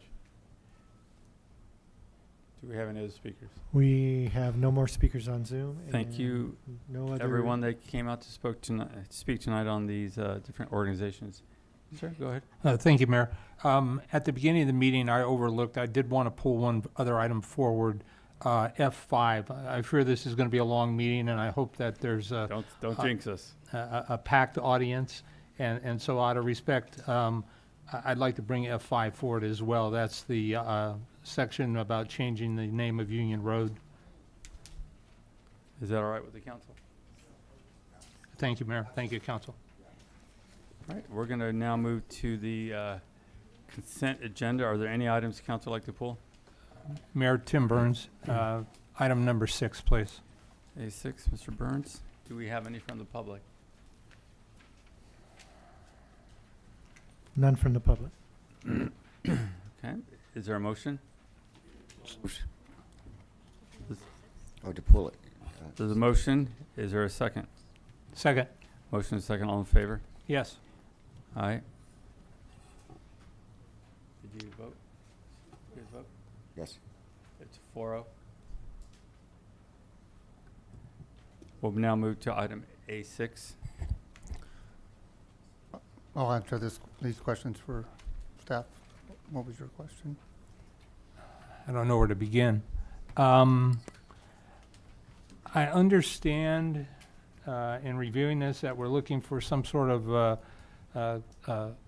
letter to amend an agreement to provide 2 positions in engineering, an additional compensation of 5%, if I read it correctly. And for me, I just don't understand why we would have to do that. I understand that those, by monitoring the traffic counts, it's going to save the city approximately $90,000, and I'm grateful for that. But that just seems like smart business. And why would we pay people to do more than their job? I don't understand this. It makes no sense to me, quite candidly. Yeah, it's just not part of their job description, and then was the main reason to add that piece to it, because they are saving us funds going out and doing that. So what you're saying is they're working out of class? Basically, yeah. So is there not city policy already that exists when they're working out of class, or I don't know. This just seems, I just can't support it. And it's an issue of principle. It's not an issue necessarily of the money. Okay. But then it also speaks to the greater concern. Why would we pay a consulting firm $90,000 to have 2 employees? I don't know. I'm just. Well, because it's mostly for them to come out here and do it, where staff is already here. It's putting out the counters and processing the data. It's not just, it's over a year's time, because they're the ones that whenever we need to do the speed humps or a intersection study, they're the ones that's going out and finding out, getting the traffic data. Okay, I just, perhaps maybe an off dais conversation. Okay. At the end of the day, it just seems like it would be part of their job description, and maybe we need to go back and rewrite their job description, because I don't see it. I can't support it. Thank you. Okay, that's fine. Thank you. Any other questions, comments? Yeah, I had very similar. I wanted to know a little bit more of how this came around, and was it a union initiated? Was it part of a reclass? It was a new, union, it's mid-management, brought this forward. And Actually, I probably could have Mark speak about the program a lot better than I can, so. Good evening, Council.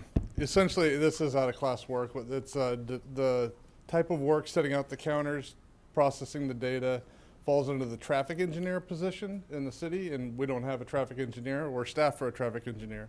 So engineering is taking it on, doing it in-house in order to save the city money. Typically, when we, on previous projects, when we've had a third-party company collect data for all-way stop controls or speed cushion analysis, it's approximately $2,500 or $2,600 per location. The $90,000 is so far this year alone. We have 35 projects that for traffic analysis that have been requested this year alone. Did you say 35? We're 35 that are in the hopper or have been done this year. And that equates at $2,500 a pop, that equates to $91,000 that would have gone to a data collection company essentially.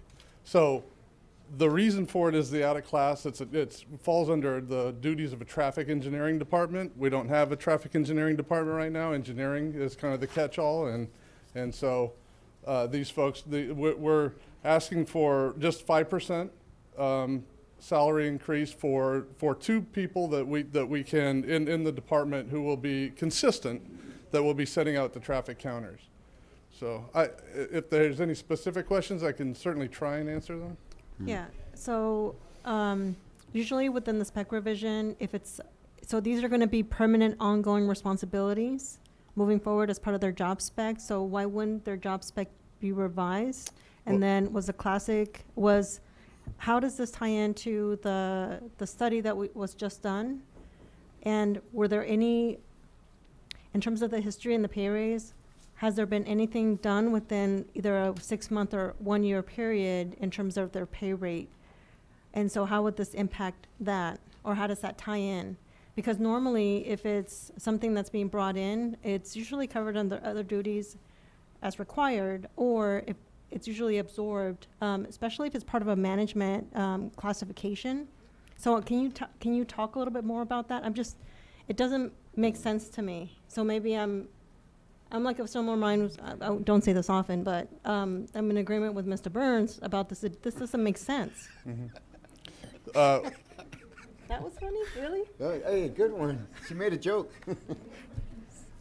Well, I believe that this is, the only thing I can say is that it falls under traffic engineering. If we throw everything under other duties as required, then they might be delivering milk tomorrow, and that might be, so that's absurd, but that's. No, it is, yeah, but especially for management classification. But so can you talk about, was this job spec did it go under class review or class study?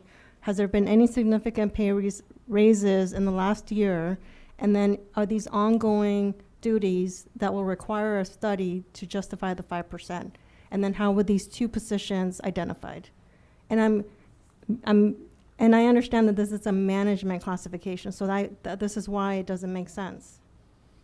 Yeah, I would say the increase was part of just the MOU, or normal increase in MOU.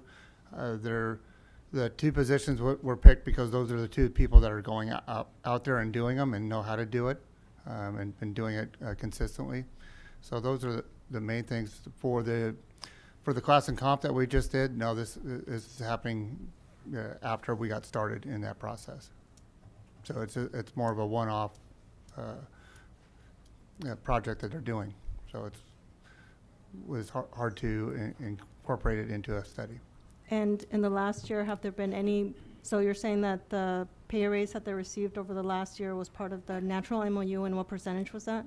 3.5%. Okay, and there's been no other either reclass studies, reallocation studies, or reclassification studies for these 2 job classifications? No, there hasn't been. Okay. And then these 2 people were selected, so no other job classification was identified that could absorb these duties? Correct. Okay.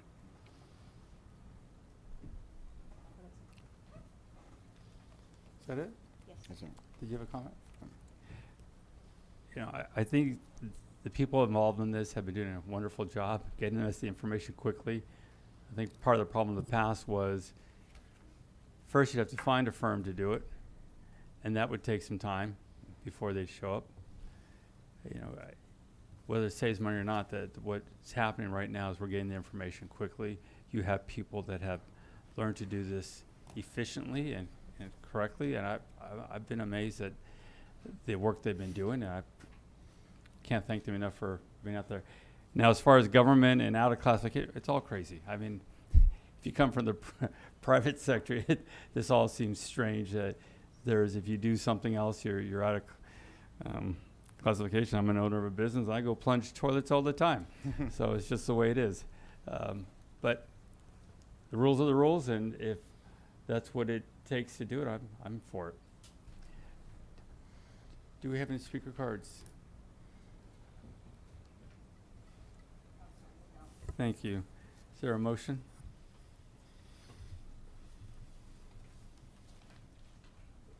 I'll make a motion.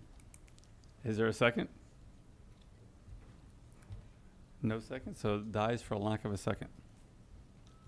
All right, we're going to go now to item C, public input. This is the time for anyone in the audience to speak on any item not on the agenda and within the subject matter jurisdiction of the council. Speaker cards are available in the lobby and are to be completed and given to the city clerk before speaking. When the city clerk calls your name, please come to the podium, state your name and city for the record, and speak to the city council. If you are joining us by Zoom, please click on the bottom of your screen to raise your hand. If you are joining us by Zoom using a cell phone, please press *9. Each speaker will be limited to 3 minutes with a maximum of 30 minutes per subject. Please note the state law prohibits the city council from discussing or taking action on any item not on the agenda. Do we have any speakers tonight? Yes, Mr. Mayor, Monica Sanchez wishes to speak. Oh, good evening, everyone. Welcome. Oh, hello. My name is Monica Sanchez. Gosh, I didn't think I was going to be the first one called. No, I just wanted to bring up the topic about the traffic there on Nash Road over by the high school. It seems like there's a lot of, there's traffic, yes, but speeding.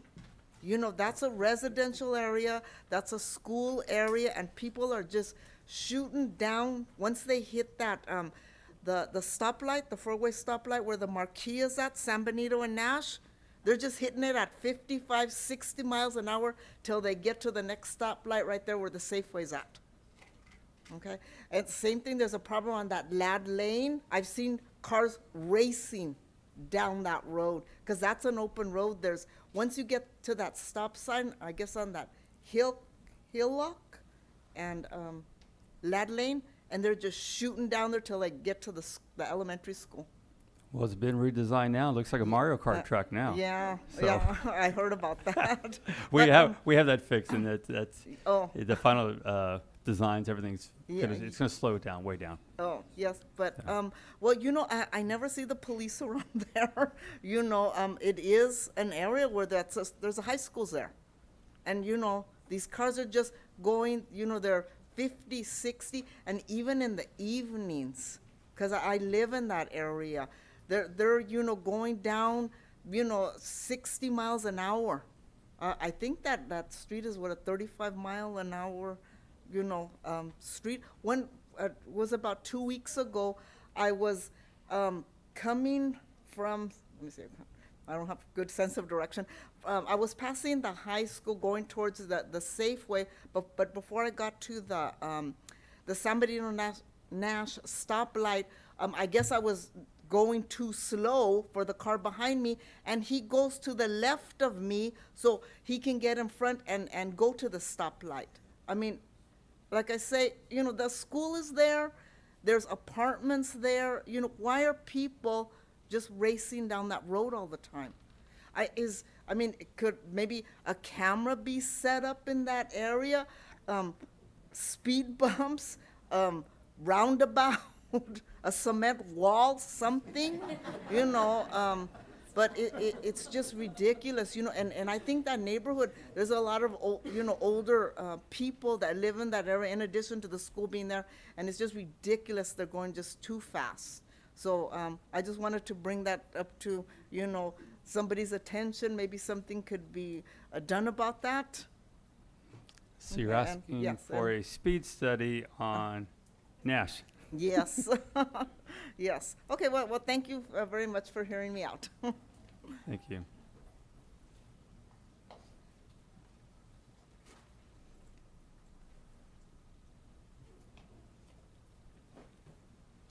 We have no more requests to speak.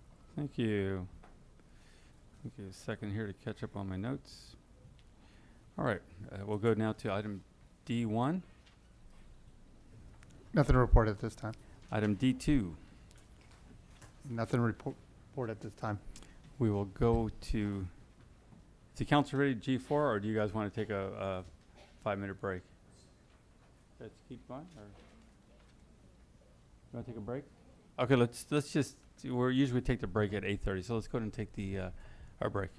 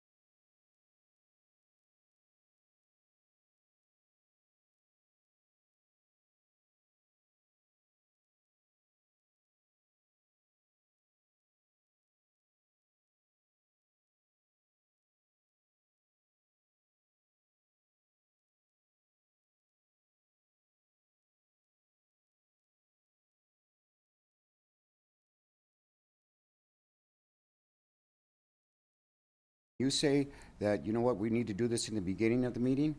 We need to do it in the beginning? He requested And- this. I'm not- Can I finish, please? Sure, Okay, hang on, no, can I hang on, finish? hang So on, when you stop. say that we're gonna Sir, do this we're in the gonna talk about beginning, that another time. we need to follow A what council member you say. requested something, I asked consensus, is there consensus or not? Okay, Is there so, consensus? We'll point vote. of order, because I need to finish what I'm saying. Sir, no, you do So not have when the you floor, said, sir. did you not, or did You you? don't have the floor, we're gonna move to item F5 now, go ahead.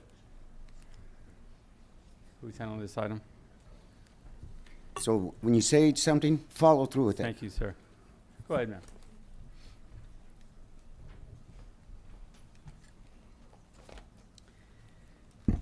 Good evening, Mayor and City Council. This agenda item is in regard to Resolution 2022-139. It's for the street name change for a segment of Union Road between Airline Highway and Fairview Road. And the new proposed name is Cesar Chavez Way. So as such, staff recommends that the City Council adopt Resolution 2022-139, approving the street name change of said segment of Union Road and rename it to Cesar Chavez Way. Any questions? Thank you. Is there any questions from council? Go ahead, sir.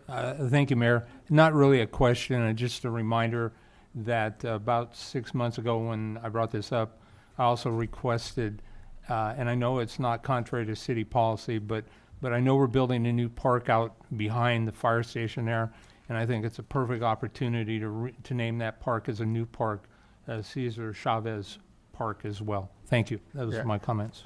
At the appropriate time, we'll bring that forward. Thank you. Thank you, sir. Do we have any?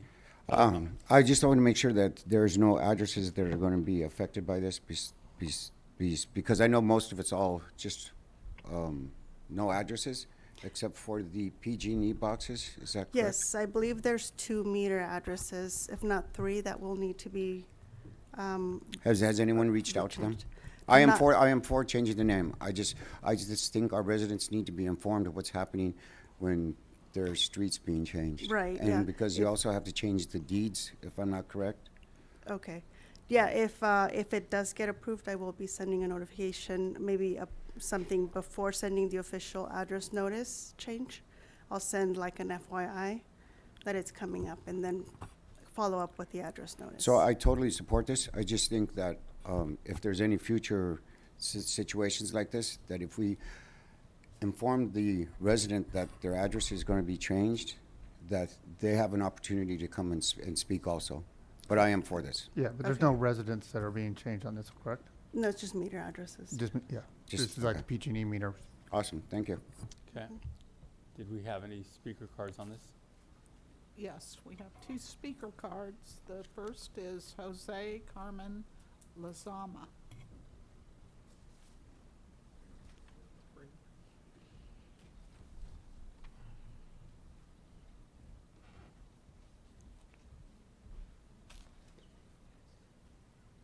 Good evening, Mayor and council members. Veronica Lezama and my dad, Jose Carmen Lezama. He wanted to share a few words with you all, and I'll be translating for him. Buenas noches a todos los del concilio y todas las personas que están aquí. Yo nomás vengo a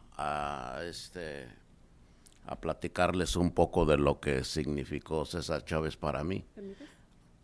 Good evening, Mayor and council members. I'm here to share just some information about what Cesar Chavez meant to me. Yo llegué en el 66, yo tenía 16 años y I arrived in 1966 and I was 16 years old. venía con un hermano me emigró y venía con toda la necesidad del mundo para sostener a mi madre y a mis hermanos. I'm going to try not to cry. So I arrived here with all of the need. I came from Mexico in order to help my family out in Mexico. No sé cómo en ese tiempo me dieron trabajo, pero el chiste es que yo empecé a trabajar en el asadón, en el cortito. At that time, I began working in the fields. Sí, en el asadón corto. With the backhoe, the short hoe.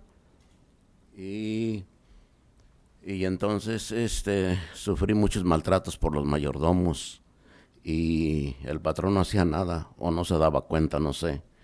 Y I suffered a lot of injustices at work, and the manager would pretty much not do anything about it. Y la cuestión es que yo me preguntaba, aunque era muy ignorante en ese tiempo, la gente era poquito más ignorante pues yo me decía a mí mismo que no habrá un poder humano que pueda con los rancheros o con los mayordomos. At that time, I would ask myself, isn't there a higher power? Isn't there a person that could come and help, kind of fight all these injustices? Y entonces yo le platiqué a un compadre que él tenía como 2-3 años primero que yo aquí en Hollister. Y él me dijo, hay una persona en Salinas que defiende al trabajador. And he asked one of his compadres, and he told him about a person that was organizing workers in Salinas. Y ya me envolví en la unión, vino a organizar la gente y yo me di cuenta de lo que significaba eso hasta que llegó él. We're going to give it more time because of the translation. That's right. El mayordomo general, el que me maltrataba, cuando supo que yo llegué a ser de la mesa de negociaciones con el Bertuccio Farms y pues me envolví mucho con lo de la unión y yo vivo agradecido con don César Chávez por lo que hizo por mí y yo me siento muy agradecido y siempre le viviré agradecido porque de allí para acá me dijo el mayordomo general, dijo, José, me dijo el Bertuccio Farms, el patrón, que a ti te tratara lo mejor que se pudiera porque tenía miedo a que le metiera alguna demanda. At that time, he joined the United Farm Workers and organized with Cesar Chavez. He was the picket line captain for the strike in 1981 at Bertuccio Farms here in Hollister. And he owes a lot of gratitude to Cesar Chavez, but also the Chavez family, for their dedication. Duramos un año en huelga, nos daban $25 la Unión de Campesinos. Y mis hijos eran, yo y mi señora, y éramos 6, y todos estaban chicos. Imagínense con $25 por semana, un año. We went on strike for a year, and the union would provide our family of 6, with $25 a week. So just imagine the struggles that we overcame during that time, and other families as well. El Bertuccio Farm nunca quiso negociar de buena fe y tuvimos batallando con él. Pues a las últimas no le ganamos, pero yo aprendí aprendí a tener dignidad y a valorarme como persona con las enseñanzas que yo le miraba a él. The workers never succeeded in obtaining a contract with Bertuccio Farms. However, he noticed that the conditions improved, and so for that he's extremely grateful for all of the efforts that the Chavez has contributed to the community. Thank you. I think that's okay. Thank you very much. Thank you. Y sí se puede. Gracias. Thank Gracias. Si se puede. ¡Viva César Chávez!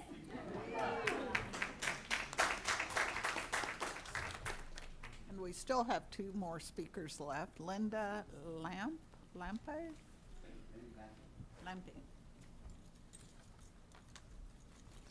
Good evening, Mr. Mayor, City Council, and staff, and to all my beautiful friends out there. And I want to thank Mickey Luna and Vince and Veronica Lazama and her family for inviting me here and making me aware of this. You might say, what's a farm girl from Tennessee doing standing up talking about Cesar Chavez in California?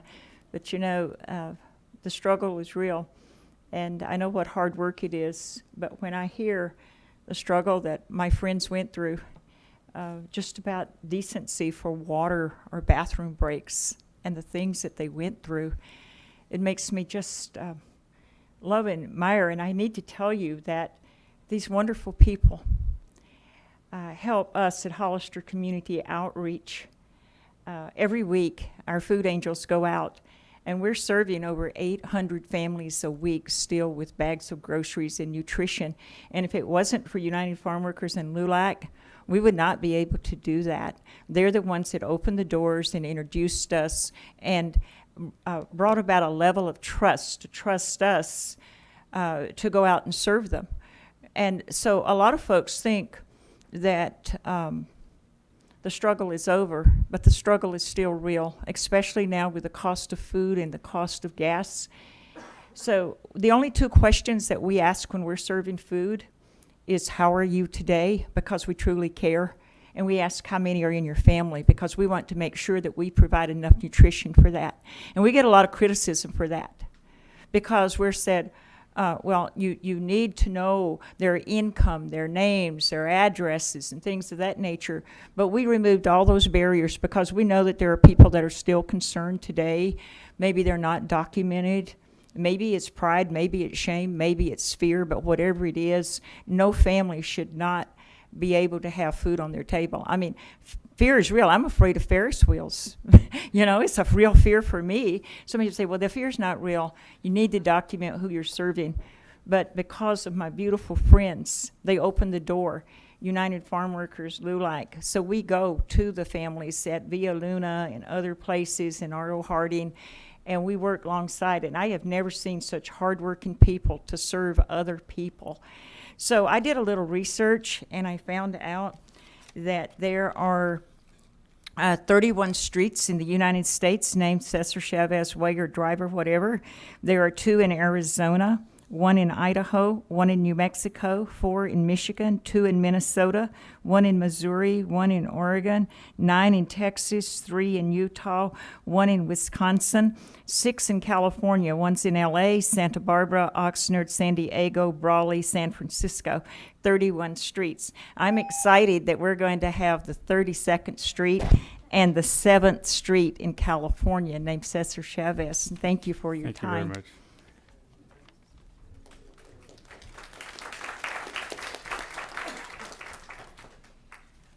We have Mickey Solorio Luna.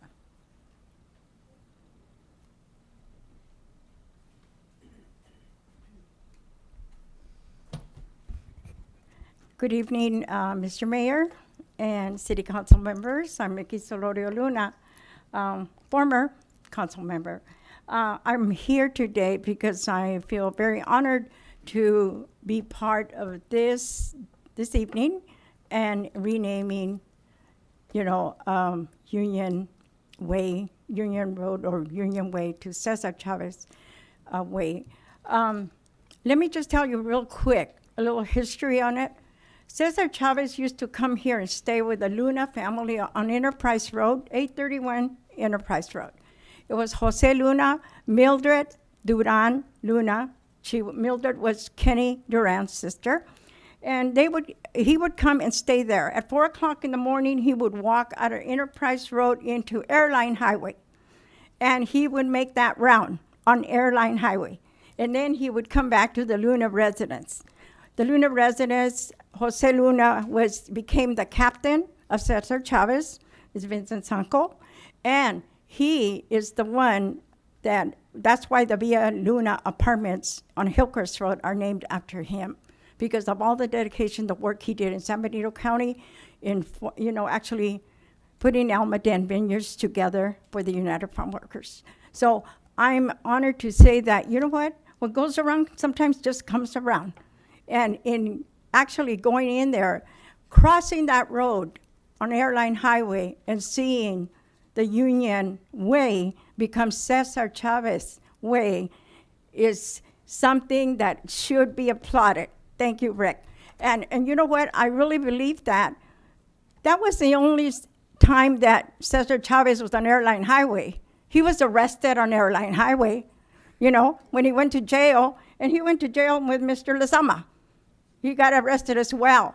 But you know what? Julian Medina was the sheriff, and at that time we called Julian and said, Julian, do you know that the world is on your jail tonight? And yes, he said, I know that because I'm seeing them parking themselves across the street on Fremont School. So, you know, everything works out, and I'm so glad to let you know that Cesar Chavez's daughter is here with me tonight, and her husband. She's a matriarch. Come up here, Sylvia. Sylvia Chavez Luna, the oldest daughter of Cesar. And thank you.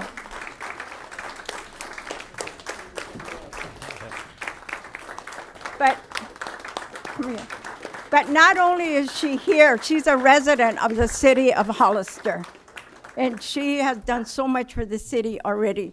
And you know what? I'm just so glad and honored that she decided to come out tonight. She doesn't usually do this. She's very quiet about things. But thank you on behalf of the Chavez family, on behalf of the Luna family, on behalf of all the United Farm Workers of America, because they know what is happening here today. They know, the board knows. So thank you. Thank you for putting context to it, too. It's a very important story. Thank you.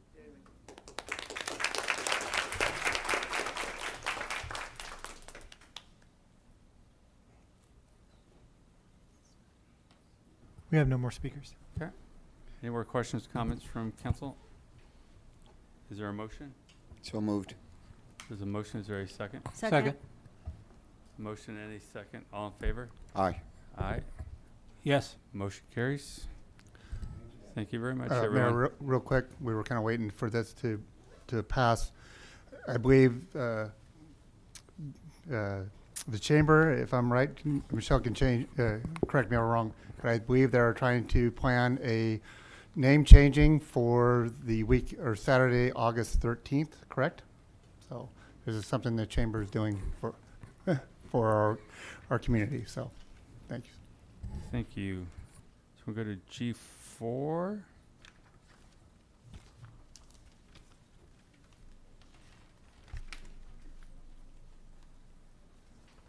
Who's taking care of item G4? I'll introduce. Sorry, jumping around too much here. So I'd like to introduce Amy and Michael to present the report for Youth Recovery Connections to the council.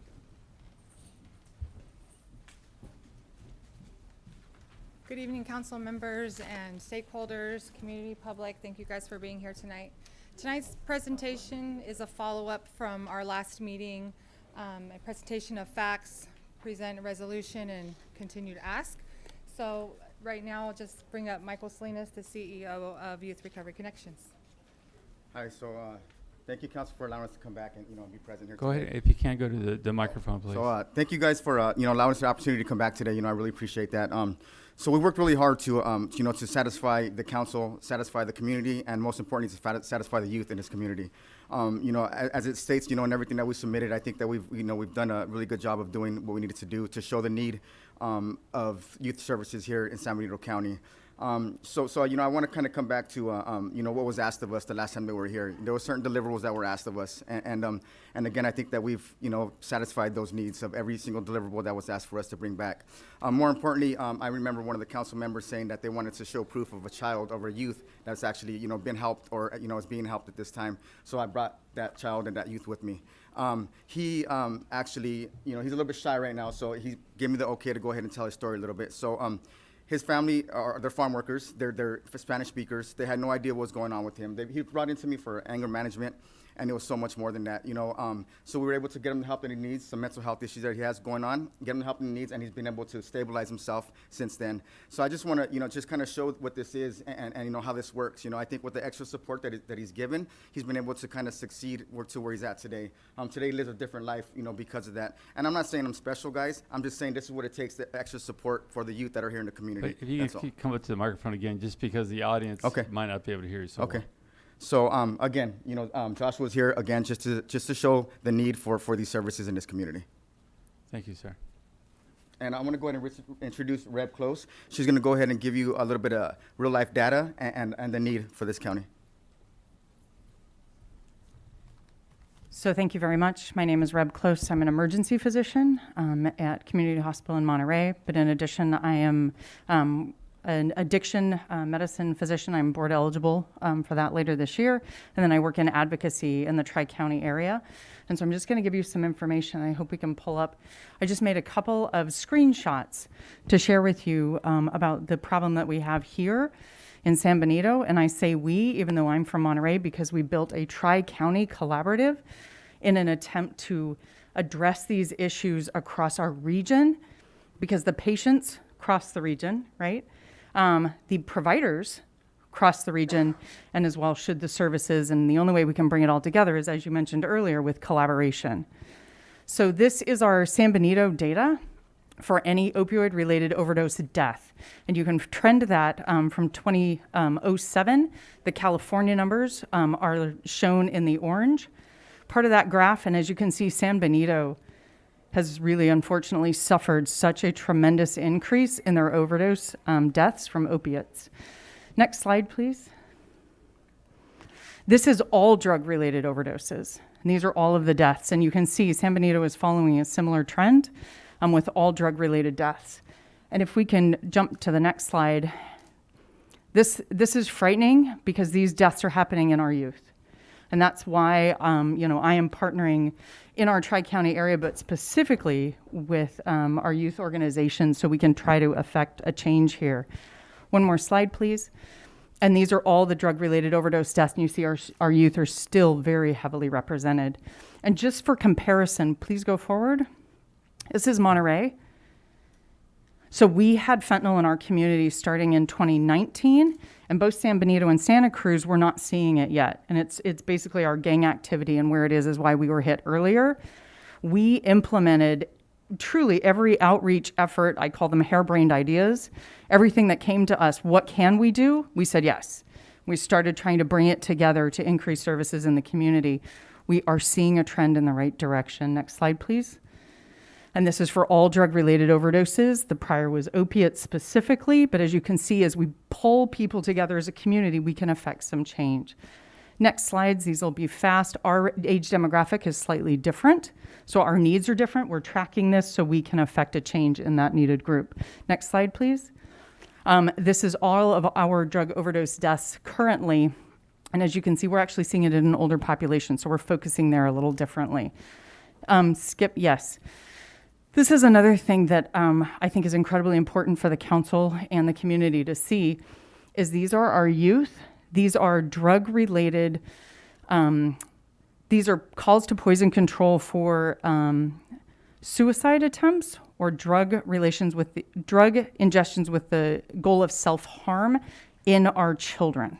This is national data, but we are seeing this as well across the nation, that our children are suffering and we need to reach out to them to prevent these fatalities and these non-lethal ingestions as well.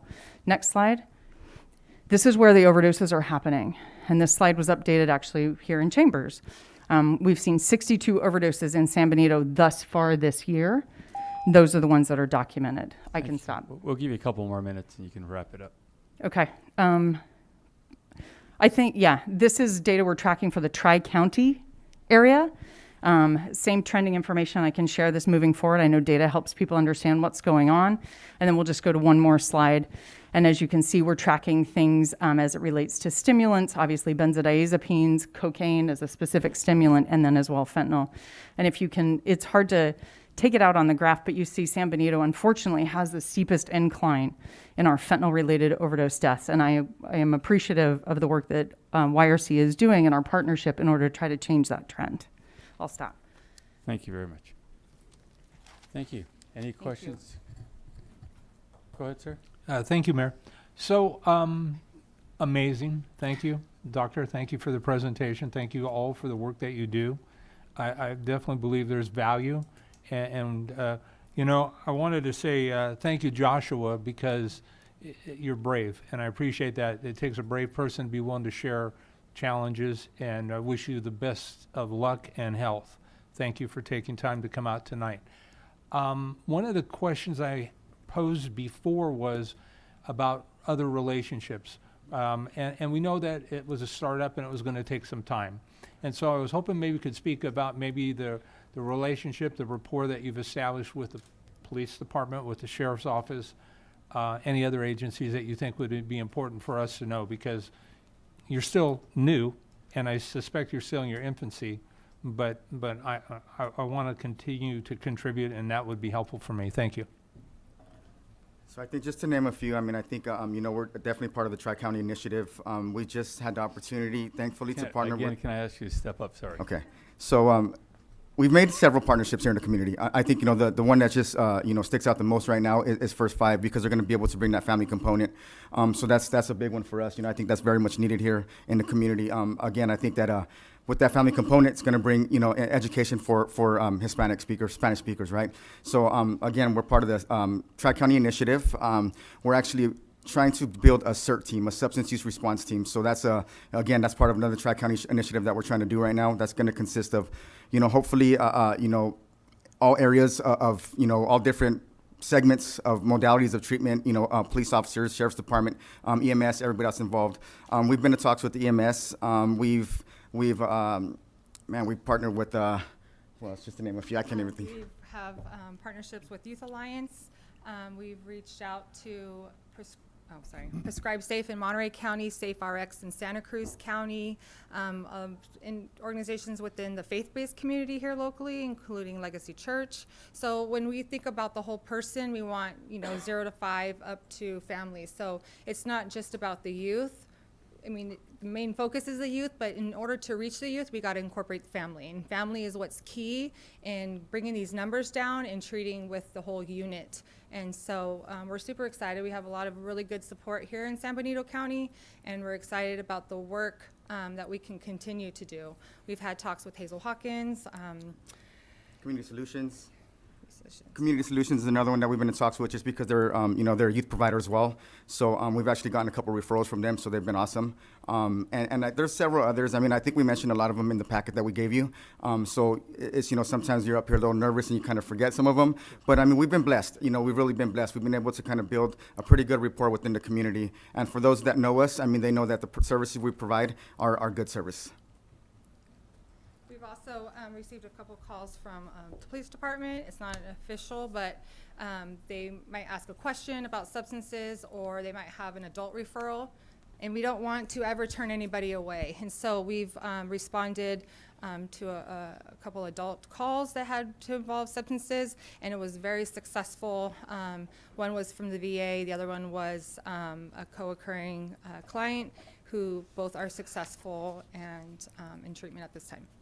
So just one more. We actually got a call from the probation department one day, and they said they had nowhere to send this guy. He was, they called everywhere. They couldn't find a spot for him. They didn't know what to do. They said, you know, you're the last person that we reached out to see if you can actually get a house, get a housing for this man, and we did it. You know, so we reached out to whoever we needed to, and we got him, you know, placement for that night and for the weekend, and so he was able to get into an SLE on Monday. So, you know, I think that we're able to kind of just, you know, get into things, and I think our dedication and motivation, it kind of, you know, it shows itself. I couldn't agree more. So, the city manager, remind me, I remember when this group came before us. I don't remember what the ask was, but I know there was an ask. We exceeded the ask, but we didn't get to where it was really going to be helpful to fund them for an entire year. Correct. And as I recall, I asked them to come back in September or August, and so thank you. I appreciate that. But remind me of the numbers if they're fresh, and if they're not, then where I'm headed with this is I would like to bring this back before council at a time that's reasonably soon Yeah. for consideration for additional funding, assuming that the council would support that as well. Thank you. The original ask was 165,000, but that was just a guesstimate because we didn't know what actuals were. I believe you guys said that was under budget from what it would actually cost, and so now that we've completed most, I would say 95% of our infrastructure, we do have actuals. So I brought in today what it would look like to have staff with the overhead each month, what it would cost for annual support, and then I kind of broke it in half to just go above the 165 mark. It would be to have part-time support and then bring in the grants. We've submitted several grants, medication-assisted treatment infrastructure grant for rural counties that would allow us to broaden what we can do just with the youth, but as a county collaborative in creating a substance abuse response team. We, you know, Santa, what county started it? Oh, Seaside has it. So in the modeling other cities and counties across the state, Monterey County is starting their substance abuse response team. We've partnered as a learning collaborative of how we can bring that here, but it's going to take community relationships and bridge building and filling the gaps, and so that we can be effective. I know we're running out of time, but everybody's eyes are on fentanyl. Well, there's a new trend coming. I mean, it's not here in San Benito County, but the numbers are alarming. There's a new drug that's more potent than fentanyl. So if you look at it from a prevention standpoint, we need to take action now. We need to be prepared as a collaborative, as a community, and so we can, you know, decrease the deaths. We had a 14-year-old overdose, as you guys know, a couple weeks ago. So, you know, our youth are struggling, and what better to have peers that have lived that life with the lived experience to address what's going on in our youth. Thank you. I guess one of the conversations we had when you appeared before council was that you're going to pursue some grants. Yes. And so I think if the council agrees to bring back a follow-up conversation about additional funding, that you'd be prepared to share your successes and where that's headed, and maybe other things you've applied for as well. So because I know I have an interest, I don't know that I have the support to get to the mega number, but certainly I do think that you've provided valuable service, and you've demonstrated that through your PowerPoint, through your presentation, through the council packet as well. And then also I'd be curious if you've gotten any momentum with the county or the city of San Juan Bautista as well. And Mayor, that will conclude my questions and comments. Thank you, sir. So, I will. So we are working with contacting, we're struggling, to be honest, as a barrier of how to get on before San Juan Bautista. We have some, we have a packet submitted, supposed to be submitted this week to Board of Supervisors to go before them later this month. So the idea is that since it's a countywide, City of Hollister countywide collaborative we want to do, our idea was if City of Hollister, you know, supports the halftime, right, initiative, and then we go before Board of Supervisors and said, hey, you know, City of Hollister's in on this half, you know, let's match, let's meet it this way. So we're hoping that through you guys and your leadership that other agencies will jump on board and know that it's okay to bring in new programs and innovative thinking, you know, as with your leadership. Thank you. Any other questions, comments? Oh, we do have the resolution that was in the packet in partnership with First Five. It's critical in our submission of grants that we submit a resolution or a letter of support to show that the leadership's on board. And Lisa from First Five CEO can explain the resiliency network and how critical this resolution is.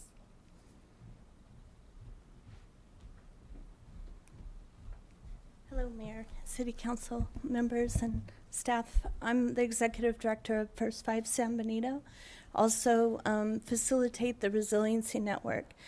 And the Resiliency Network is a group of nonprofits and departments of the county that come together so we can fill in services along a pipeline of a child's life from prenatal to age 25. So you may know that the governor approved a lot of extra behavioral health funding to alleviate some of the behavioral health needs in individual counties. And so what they've done is they've opened up community pathways for nonprofits to come together. So we've done that with the YRC. They've joined our network, and we've had retreats. And so there's an opportunity in front of us. We're not asking for any money for this initiative, but we do need to show strong support. And what we have to gain is a couple $1 million for facility. And so as we start braiding all these services that already exist here and that want to exist, we can house them. This is round 4, and then once we get the facility to house them, there'll be other rounds, 8, it will go to round 8. And those rounds will allow us to expand family support services and clinical interventions. So we're hoping that you'll provide support for us so that we can be competitive.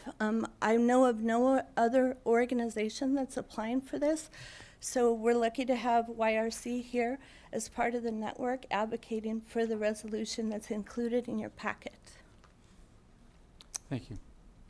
You have a question, comment? So thank you for all the wonderful work that you do and your time and passion. We could definitely hear it, and we see it out in the community.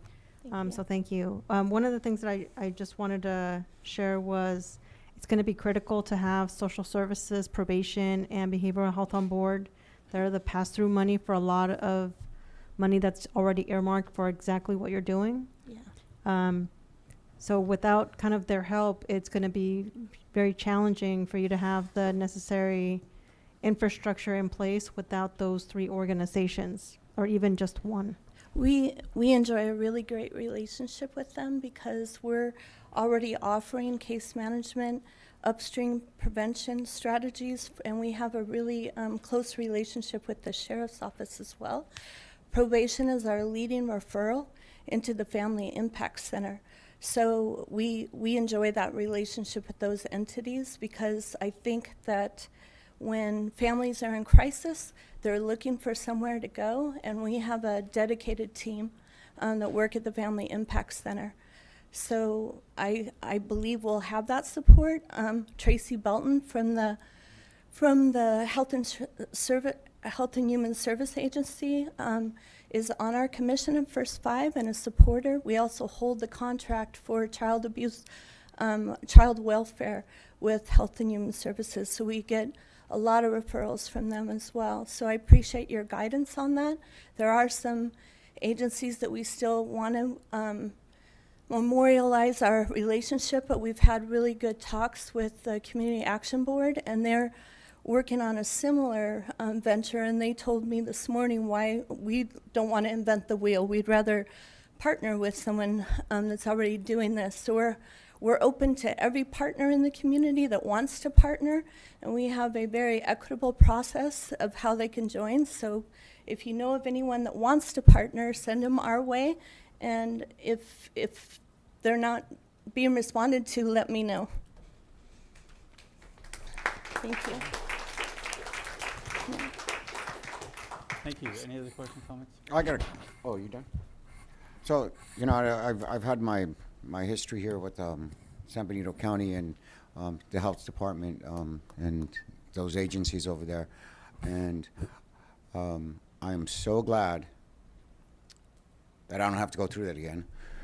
But you know what? For the other people in our community, I am so glad to have another option.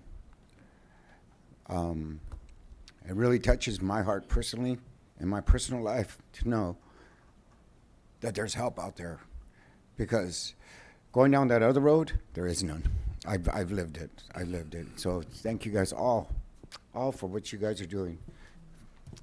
Pastor, thank you. Thank you. Do we have any speaker cards? Yes, we have a number of speaker cards on this item. Roxy Montana.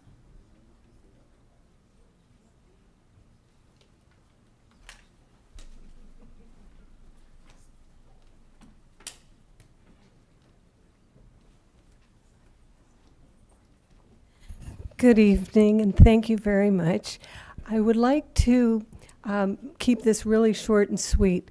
I hope that you support the Youth Recovery Connections and support them not only funding, but with your attention. Thank you.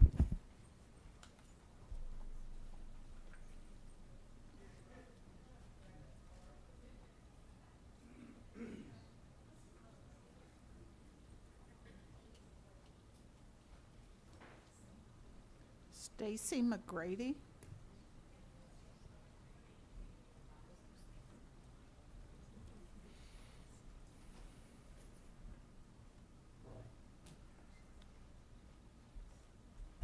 Thank you, Mr. Mayor and Council. I will also try and keep this short, but it is very personal to me. I've had the opportunity to speak with Amy and hear about the program. I've been a member of the opioid task force here in San Benito County since its inception. The reason I became involved with that is because my son, a 2008 graduate from San Benito High School, an honors student, scholar, athlete, football player, track, worked at In-N-Out Burgers before he graduated, has been a heroin and meth addict since graduating. I'm lucky my son is still alive. I have gone through the frustrations of trying to get support and assistance through behavior health, through the lack of resources in this county, the lack of MAT services in this county. Currently, my son drives every Wednesday to San Jose to the Indian Health Center, where he has group counseling and is able to get a prescription for Suboxone, which he lives at home, so he has to take it every day if he's going to continue living at home. But the other option is that he dies on the street. I'd rather have my son die at home than die on the streets, to be very honest with you. I make this presentation to you to remind all of you that addiction isn't just someone else. It is all of us. It is me. It is my family. It is my son. It is my mom, his grandma. It is so many people that you would never even imagine, that you wouldn't know. And I speak about this because there is a hell of a lot of shame in talking about having a child with addiction. And there's a lot of blame, and I know that people look at me and they judge me. And I don't freaking care anymore, because if we don't talk about it, we can't get past it. And that's why I talk. So thank you so much. Thank you.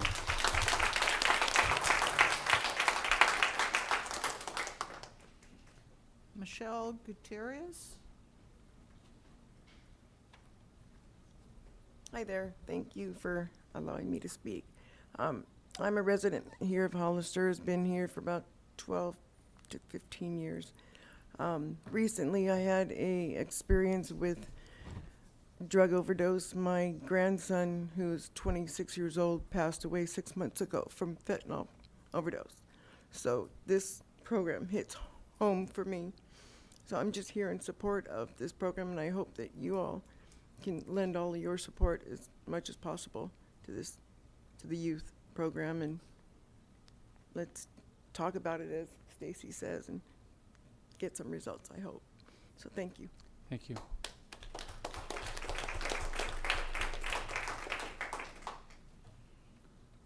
Raul Sanchez.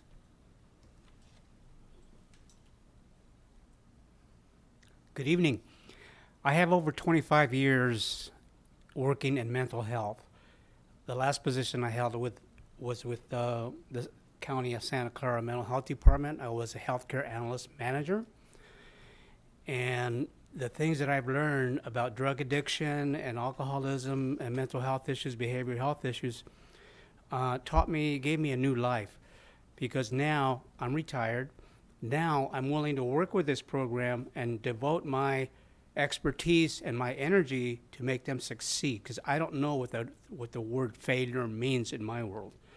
So if you guys support this program and fund the program and everything, I promise I will dedicate 30, 40 hours or whatever it takes to make sure that this program succeeds with partnerships and all that kind of stuff. So I would appreciate it if you support the program. Thank you very much.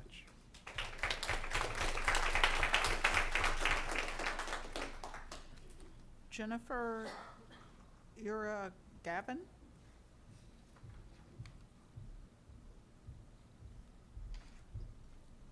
Good evening. It's been a late evening, yes.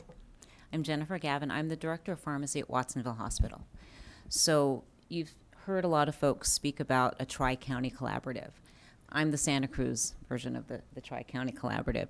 You've got Reb, you've got Michael and Amy. What you guys, I don't know if you could see, the reason Michael was so far away is his leg was going the entire time. He's got this energy that when I listened and participated in these calls with Safe Monterey County, it was palpable. To the same degree that you could feel Amy being nice and calm, being right there next to Michael saying, we're gonna get there, we're gonna get there. The second part of why I wanted to be here is to thank you all for allowing us all to speak and for your obvious support of the program. There have been other folks that have spoken also that have talked about options. Options are great. One box does not fit everybody. Santa Cruz County, we're very fortunate to have options. I'm I'm supporting a program at Watsonville Hospital.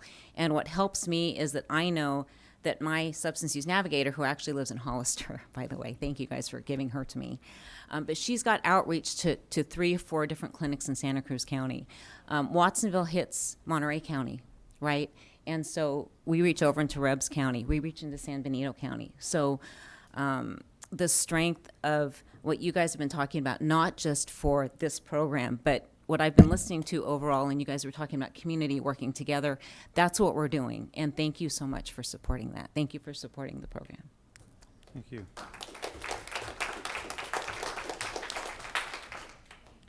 Ashley D. Herrera. She had to leave because of the baby. She's my substance use navigator. She's amazing. She's amazing. And we lost her. That was my game. Okay. Jerry Gutierrez.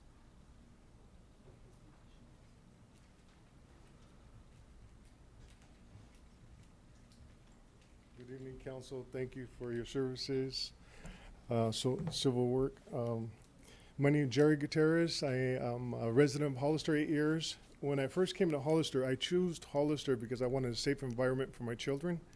I lived in San Jose, Gilroy, Santa Cruz, and Hollister. And Hollister is the place where I plan to park it with my kids. My kids, thank God, went to the high school. They attended school here. They turned out to be really great kids. I am forever grateful and indebted to the community of Hollister, the school, the educational board, citizens as yourselves that care about the community and about each other. So I take it upon myself to give back whatever I can. I am a Christian. I work with and mentor young kids in high school and young adults. My kids, a lot of their friends were from broken homes with absent fathers, and they were low self-esteem. They didn't have any sense of direction or anything. I would pick them up, about 10 of them, take them to church, take them to go eat, and drop all 10 of them off. And little by little, they started to find mentors, and they started to find father figures and role models and examples in church.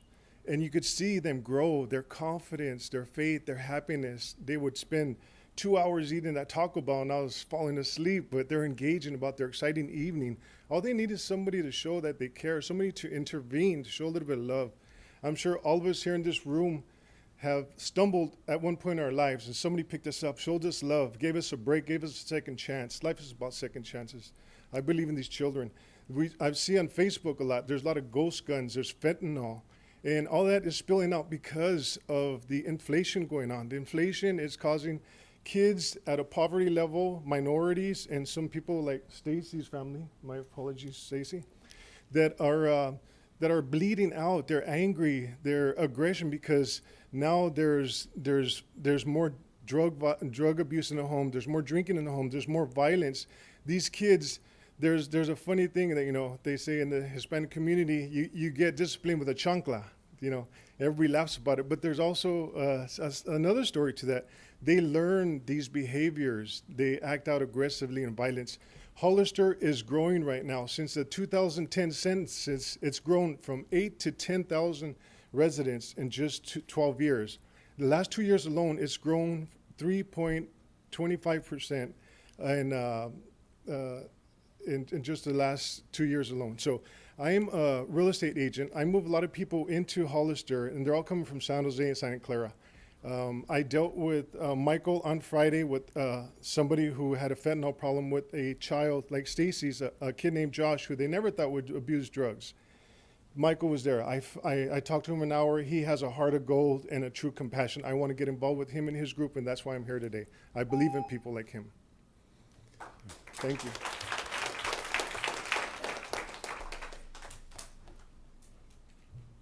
Monica Hernandez.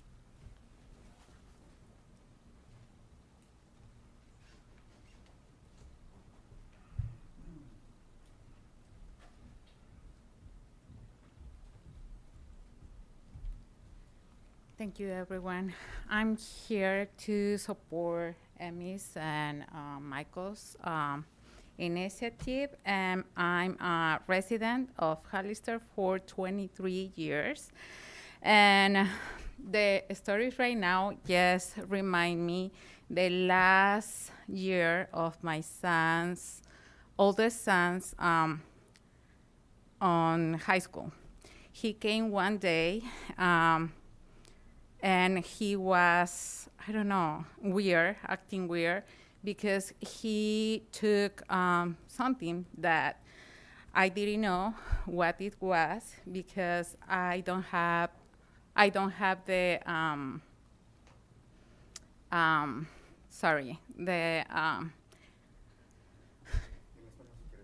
¿Sí? ¿Me traduces? Okay. No tenía el conocimiento de qué era lo que estaba usando, y era marihuana, pero no sabía, y no sabía dónde ir. She's saying that she had that her son was using marijuana, and she said because she didn't have the awareness or the education behind that, she had no idea what it was. So she was kind of stuck without knowing what her son was under the influence of. Solamente fue un día, porque soy mamá mexicana y a veces usamos la chancla, como decía Jerry, y lo dejo de hacer. Pero no tenía yo a dónde ir, no había un lugar. Si hubiera habido un lugar donde yo hubiera tomado información, hubiera sido diferente. She said, although it only happened one day, because like somebody else said, she used the chancla, meaning the sandal. So that kind of stopped. But she said that the problem was that she didn't have anywhere to go. She had nowhere to turn to. She had no resources. There was nowhere for her to get this information and get her the awareness or anything that she wanted to try to help her son. También trabajo en la agencia de Primero 5 y creo que es muy importante apoyar esta iniciativa y sobre todo apoyar y traer un centro comunitario, que sería el Resiliency Center, para toda la comunidad, no nada más para jóvenes, sino para todos los niños y las personas que tienen hijos y tienen necesidad. Porque no hay nada aquí en Hollister y es importante. Como residente de Hollister, yo les pido que piensen en eso, por favor, y apoyen esa iniciativa. She's saying that she's an employee of First Five and that she supports this initiative. She says that it's important for this community to have somewhere the kids can go to and a type of center where they can get the the awareness, the knowledge, the education, and the parents as well. She says that she's been here for many years and this is something that's never happened here, and that she, as a resident, she would like to see this happen here.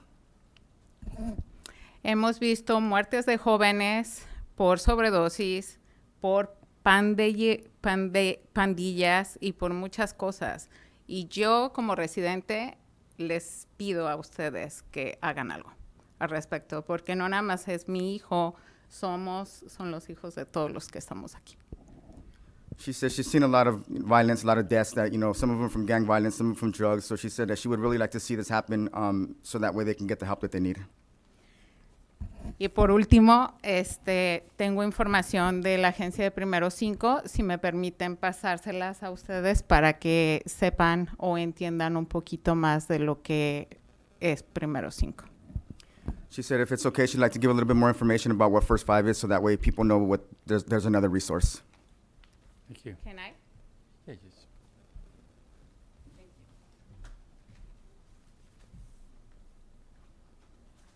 Go ahead. Well, who's the next?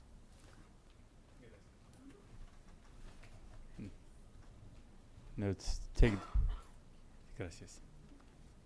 Yeah, take it back down to 3 minutes. I think you hit 5. Okay, I'm sorry if I don't get this name correct. Lori Mae Garcia.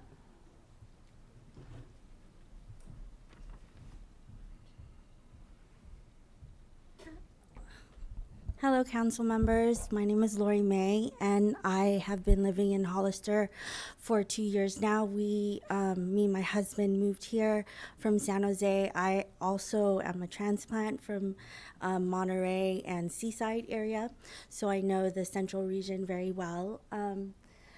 I actually wanted to tell you a story about what Mike did for our family. Currently, my little brother was just released from prison. He was in prison when he was 14 because he suffered from a psychiatric disturbance episode, and the judge just threw the book at him. He had been there until he was 21. Currently, he's almost turning 22 now. I want to tell you the story that when I called around, there was nobody to help our family. Like, we reached out to so many people in Monterey and in San Jose, like all over, even around the nation. And nobody wanted to talk to us. Nobody wanted to take our case, except for the time when I called Mike. And Mike, could you I want to tell you that he spent 2 hours listening to my mother talk about the horrid time that our family had because my little brother was in prison for so long. He is currently out, but he's still struggling with a lot of mental health issues. And the Youth Recovery Connection, I mean, Mike was there to like help my mom, just like advocate for her and give her the strength to continue fighting, because that's what we all do now. We just fight for my little brother. Thank you.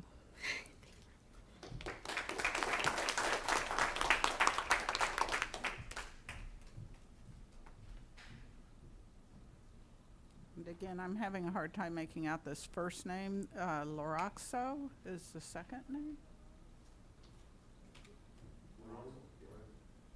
Lorenzo?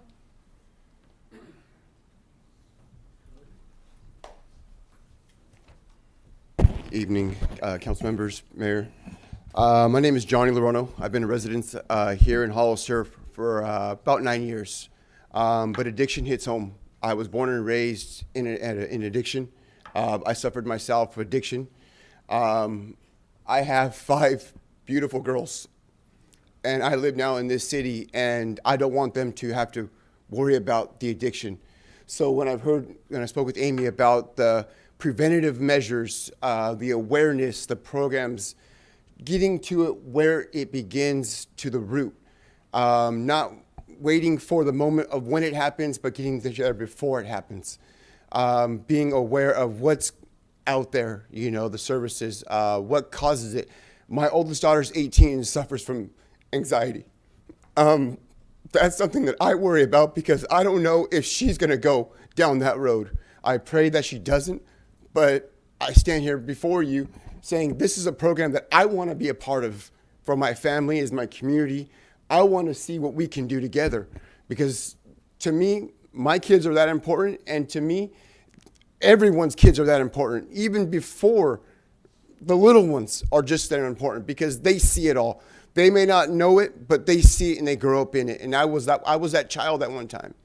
And it's a big thing in my heart right now to be a part of this, and really I just hope you guys just get on board along with all the other services to really just tag team and just do something about this, because this isn't getting any better. This is getting worse. I've lost a lot of friends who've lost kids. I've lost, just numerous people to this cycle of life. And it needs to stop, but it stops when we stand up. Thank you. Yeah.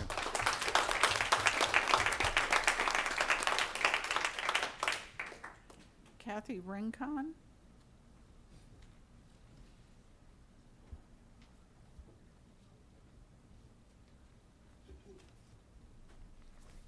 Thank you. I just want to thank God for my recovery, because me too, I'm an addict. Was an addict for over 25 years, and this month will be 1 year that I'm sober. And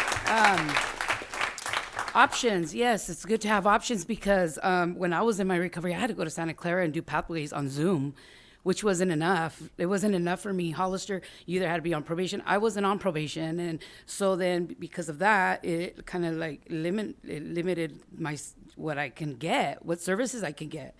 So I think that I support what they're offering, because it is good to have options. Not everything is for everybody. I have nephews that do fentanyl, and I know people and I would hate to see them. These kids need something so that they can find themselves, find their purpose in life, not just get high and end up in prison. You know, they need to raise up to their full potential. And sometimes we don't know if we don't have the help. We don't want to leave the city to go get help. It should be here. It should be offered to us here in our own home. You know, we shouldn't have to leave the city to find this. Thank you. Yeah.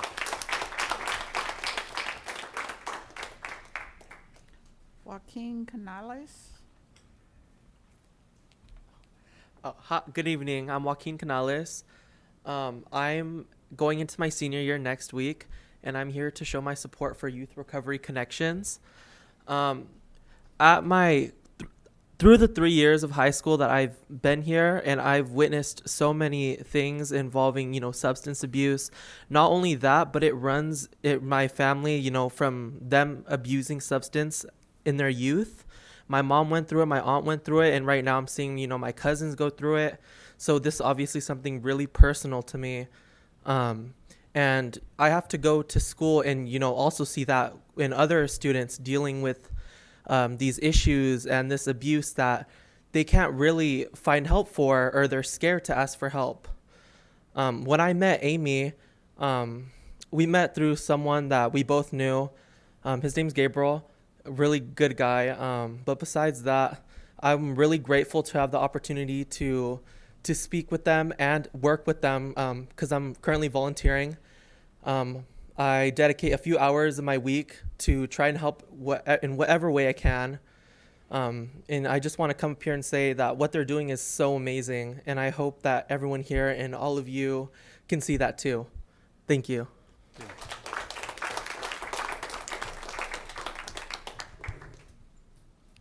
Benjamin Bravo.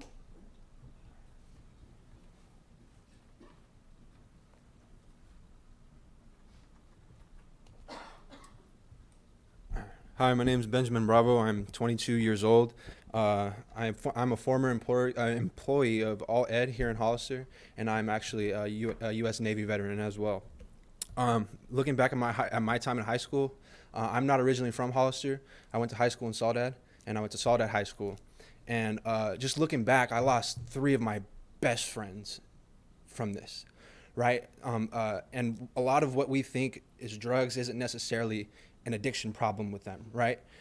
Addiction can be alcohol, it can be drugs, it can be whatever it is, right? And I lost my best friend. His name's Ryan, but we call him Tristan. We lost him to, he got too drunk, and he ended up falling asleep, and he choked on his throw up, and he died, right? So that really affected me, because he was like my older brother. He was the person who really just brought me into high school. He was a junior when I was a freshman, and we did everything together, and he just taught me everything that I know, right? So losing him was just one of the worst experiences of my life, and I'm still not over it to this day. I've lost a couple of other friends and family members due to fentanyl overdoses, specifically my little cousin. She was only 15 years old, and she died a year and about 3 weeks ago, right? I've lost a couple of other friends throughout my time in the Navy. They weren't necessarily addicted to anything, but they got hit by drunk drivers, right? And that really hits home for me, and I have no sympathy for that. But at the same time, it's a problem that we need to address, right? And I currently feel like, I'm sorry, I'm just really nervous right now. I just really feel like we need to, fix this before it happens, right? We need to address this within our youth, and I'm sorry.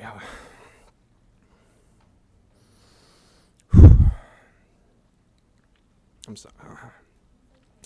I think the best way, all credentials aside, because Michael and Amy are overqualified, I think we need people who have experience, real life experience in addiction, and there's nobody better than these two people. And that's all I have to say. Thank you.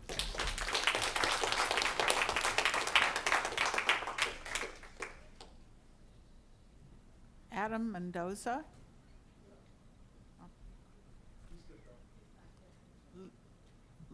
Lucia Rincon.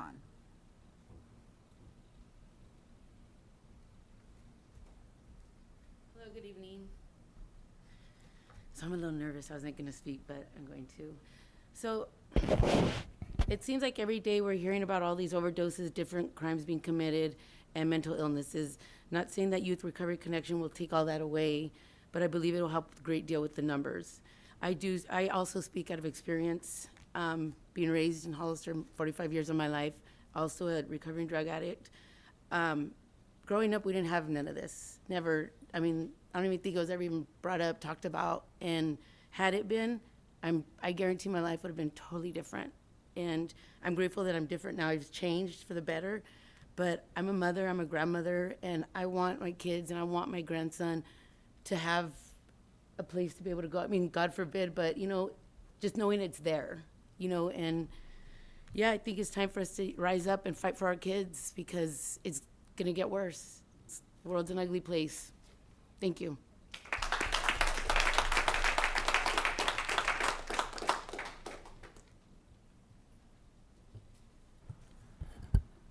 We have a couple on Zoom. First one is Elias Salinas. Go ahead, Elia. Thank you. Can you hear me, Paul? Yes, we can. Okay, great. Thank you so much for letting me speak. First of all, I want to start off with how much joy it gives me to have heard Joaquin speak at such a young age, that he's volunteering already for such a great cause. I would like to thank Stacy, Michelle, Monica, Lori Mae, Johnny, Kathy, Lucia, and Benjamin, all for sharing your personal stories. You don't have to, but you're brave enough to come because this is important for people to know. And so thank you so much for sharing your stories. Now, City Council, as you were aware, Mike and Amy came to you some time ago, and look at them today. Look at them today with everybody who showed up to speak on their behalf of the great motivation, the work that they've done to come back and show you that they're serious about this. They are so motivated and they're so excited about wanting to bring something to here to San Benito County. Here, the fact that they're working with others and they're wanting to make other relationships with other agencies within San Benito is great. For years, I have been very critical of San Benito County behavioral health because they don't have the facility and they don't have the people.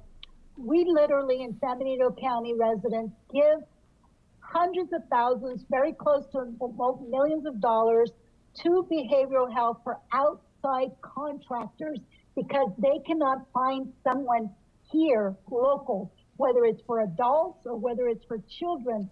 They sent them out of town, they sent them out of the county, some of them go to Southern California.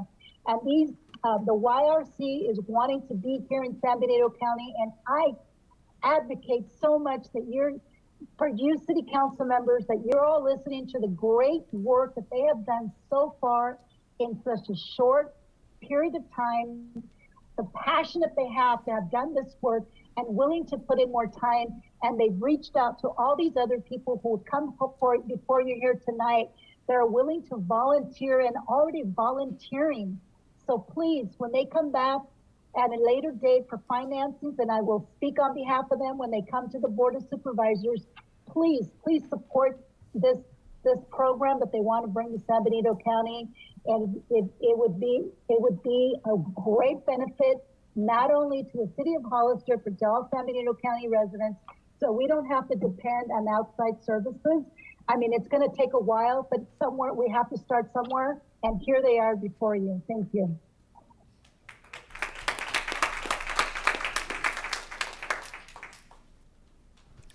Kristen Fuller.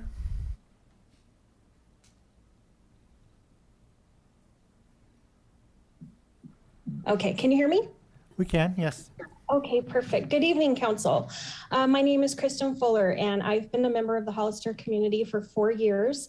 I live here with my husband, Tim, and our 16-year-old son. He's the youngest of 4 children. I would like to talk to you tonight about the opioid epidemic among our youth in Hollister and the need for more services and options for youth and families like Youth Recovery Connections. We're a pretty typical family. We go to work, we own a modest home. Our son attends public school. He used to excel in school, participate in sports and activities, and be very sociable. But over the past year, my husband and I have become members of a club we would never have wanted to join, the Parents of an Addicted Child Club. The membership fee is steep. It'll cost you your joy, your peace, and your sense of security. It will take away every hope and dream you ever had for your child and their future. It can even cost you the life of your child. You don't sign up for this club. Your child unknowingly signs up for you the first time they touch a drug. This past April, we almost paid the ultimate price, the life of our child. At 3:45 one morning, our dog woke us up. When we went to let her outside, we heard a strange noise coming from our son's room, and we ran in to find him blue, unresponsive, and cold. He was in the final stages of breathing. Through tears and panic, we called 911. First responders arrived within 4 minutes. Thank you, Hollister Police and Fire. After 3 doses of Narcan and rescue breathing, they were able to revive our youngest child. He had taken pills that he did not know were laced with fentanyl. He was taken to Hazel Hawkins, where we sat with him full of fear. We were terrified and we were in shock. We had no idea what to do next. I sent a text to Michael Salinas, who had worked with our son as a substance abuse counselor. I just thought he'd want to know. To our amazement, Mr. Salinas showed up at the hospital with Miss Bravo, and they told us not to worry. They would find a residential recovery center that would take our insurance, and they would be in touch. Within an hour or two, they had placed some calls on our behalf. They called me with the name and number of a residential recovery center that had space for him, and they told me how to go about getting him in there once he was released from the hospital. I cannot describe the weight that was lifted when these incredible human beings simply stepped in and guided us to the resources that were out there. In the midst of what was the darkest day of our lives, they brought some light. They saved me from what would have undoubtedly been numerous, long and stressful phone calls to our insurance trying to figure out what could be done at a time when I could not even think straight. This overdose to treatment connection is a gap that exists in our current system. We're forever grateful to the founders of YRC that they were there for us. Our son was transferred to a hospital in Santa Clara and spent several days in the ICU there with a heart issue that has since improved. He was in the hospital for a week and then went to the residential recovery center. Mr. Salinas even followed us there to ensure the process went smoothly. Having an organization like YRC connected to the hospital and first responders to bridge that gap for families suffering through the overdose of a child would be an absolute lifesaver for our community. We're still muddling through the ups and downs of addiction with our son, luckily with the advantage of access to the knowledge and experience of Michael and Amy, which leads me to the need for further ongoing services in our community, such as 12-step meetings for youth. Currently, we only have adult meetings. A safe environment where adolescents can socialize under supervision to include planned and structured activities and outings. An information hub for parents and families who need assistance finding help for their addicted children or who are seeking information on prevention. Education for our youth on the methods dealers use to recruit them. Many Hollister children are being used as low-level drug dealers or plugs. Medication-assisted therapy and parent support groups. I know the city of Hollister and San Benito County already have certain valuable services in place. We've benefited from these services with our son, and I'm so glad people have access to them, but more is needed. I know you're committed to this community, and I know you value our youth. Please, if you are not already aware of the enormity of the opioid crisis among our Hollister youth, take my words to heart. I do not wish for any other mother to go through what I've been through. I strongly encourage you to work with organizations like Youth Recovery Connections to bridge the gaps necessary to connect suffering families to services, to get addicted kids to recovery, and to prevent them from using in the first place. Thank you for your time. Thank you.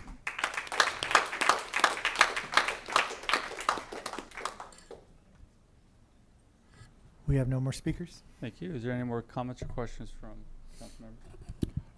The, Go ahead, Mr. Perez. During all these testimonies and all these speakers speaking, and you guys take me back to, and I know I'm not the only family here that has lost someone to addiction. And I have seen Michael in action, that rapport he has. It's like it's like walking into a refrigerator or jumping into a pool. It's like it's all of a sudden it's there, you know, and he connects with the youth, and it's a gift from God. Use it appropriately, and thank you. Thank you. Any other comments or questions? I do want to some recommendations for you guys. This is a lot of support and a lot of positive direction, but it's going to be critically important for you guys, and I know you know this already, the pathway, how this works, through the federal government, through the state government, through the county. And you have to get onto that track for this to work. The city of Hollister by itself is not going to make that difference for you, because that's not how the structured government works financially for these kinds of programs. Now, it sounds like you have worked very well with a lot of people. So I would highly encourage you to put that focus on how to take those next steps. I know I heard several comments about behavioral health not being there and certain things. And we all have frustrations with government. I can tell you I've had frustrations dealing with the homeless through it. But the pathway has to come through there. Now, your partners at First Five, we worked together at the event over there. They have the path to get there.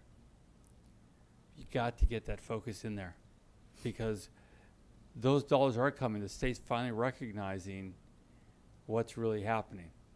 And those dollars are funneling through from the federal level down through. But it's not going to come through the city side of it. It's going to have to be at the county side of it. So I'm just putting it out there for you guys. That focus has to be there now to get through it correctly. Otherwise, you're going to lose an opportunity, because there's a lot of different organizations out there that are lining up that have, as you all know, the professional people to grab those dollars. So you got community support.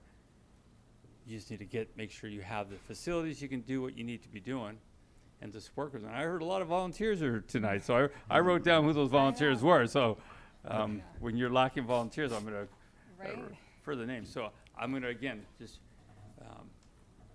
don't lose time here. Get back there and get in the right track, the right road. Otherwise, you're going to have issues succeeding, because you can get a little help here, but it's never going to accomplish the overall goal of what you're trying to do. So I just want to put that out there for you guys, so you're well aware of it, and make sure you get on the right path. Thank you. Thank you. Okay, thank you for what you're doing. Okay, it is 10 o'clock. Does the count? Real quick, Mayor, for staff's direction, I think Councilmember Burns asked about funding, bringing him back, and I was just looking for consensus. Okay, thank you. And then also the outcome for the resolution, if you guys are in support of that, we can. I think she wanted to wait till they see me. The resolution for the Resiliency Center, so we can submit additional grants to fund the center. Yeah, we'll discuss that with you and figure out how to get that back. Thank you. This is going to go back to the county conversation. You see where I'm going with all this. So, okay? Yeah. Do I have council's permission to continue? It's 10 o'clock. We have no choice, but asking. I'd say yes, but I'd like to take a 5-minute break if we may, Yeah, please. absolutely. Sure. Let's take a 5-minute break. Thank you. Thank you.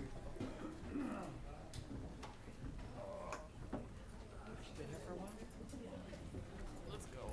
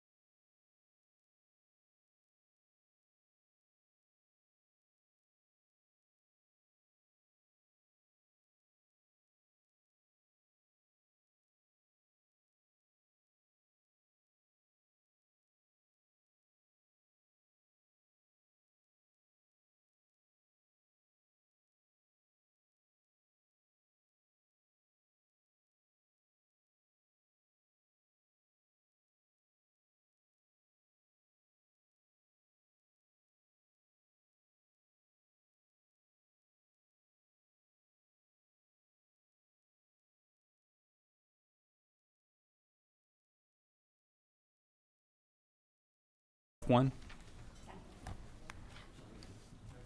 Thank you. I forgot what number I was.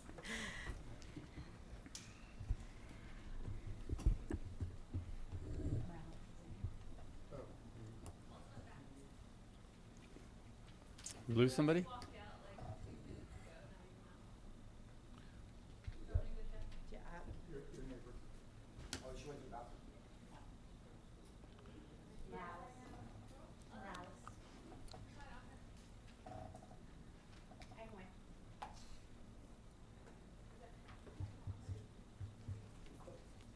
Brett, when Paul comes back, can you send him over to maybe get me reconnected?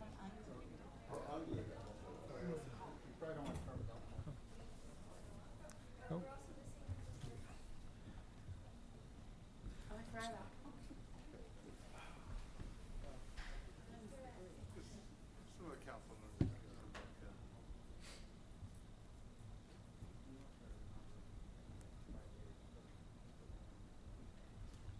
Chief is multitasking here. Look at that. Look at that, huh? Yeah. That's even better than calling 911. Thank you, Chief. Easy for you to say, Chief. Oh, I can't see it.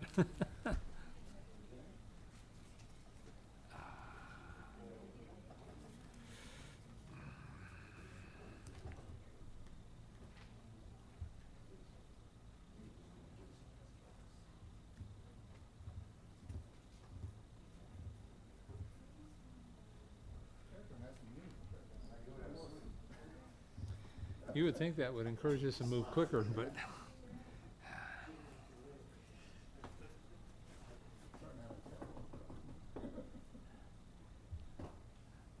yeah. Imagine if you had to drive for 2.5 hours after. Yeah, it's got a big extra cushion. Okay. Yep, I'm telling you, it's killing me. Let's go ahead and get started. Good evening, Mayor Velasquez and council members. The resolution before you is 2022-135, a resolution of the City Council of the City of Hollister authorizing the calling of an RFQ for project manager services to assist city staff with the 2 Prop 68 grants awarded to the City of Hollister by the California Department of Parks and Recreation. The project manager will work closely with city staff to develop a project schedule and a detailed scope of work for property acquisition, design, construction elements on the new park project to be procured through the design, bid, build, delivery method. And additionally, the Dunn Park Clubhouse has characteristics that qualify for historic structure. Therefore, any changes to the building, including window and roofing material, would require consistency with the Secretary of Interior Design guidelines for historic preservation before issuance of a building permit. The project manager shall obtain a historic preservation restoration consultant to provide design recommendations to the Secretary of the Interior for historic preservations, and the project manager will assist the city with maintaining compliance with the Prop 68 grant guidelines. Are there any questions? Any questions, council? Go ahead. Thanks, Tina. I'm wondering why we're contracting out for these codes, and why are we still understaffed or in Parks and Recs? And can you just tell me why because I'm just wondering why we're doing this. Originally, when we applied for the grant, we had our staff with the resignation of our development interim development services director reached out to some of our other development services staff, and they're just kind of overwhelmed with their work responsibilities right now. We just hired our recreation coordinator, so we were just down to myself and another coordinator, and that's where we're looking for the support of a project manager to help assist us with some of these things. This project manager will do a lot of the outreach. I mean, I feel our city does a great job with outreach, but there's just sometimes there's different element that we need when we're doing new park projects, doing this outreach to the community, some design concepts, and then kind of putting together those designs on a board of some sort so that we are not trying to do everything from running a city event to trying to do some outreach to our community. I really feel with the 150th celebration and us playing a bigger role in that took up a lot of our time. And at this time, we have to send quarterly reports, and our timeline shows that we should be in pre-construction right now, and we're just not there yet. So I have talked to the Department of Parks and Recreation, and they're understanding, just kind of explaining what happened. But we still need to get back on track, and I feel like this project manager will help us with getting there.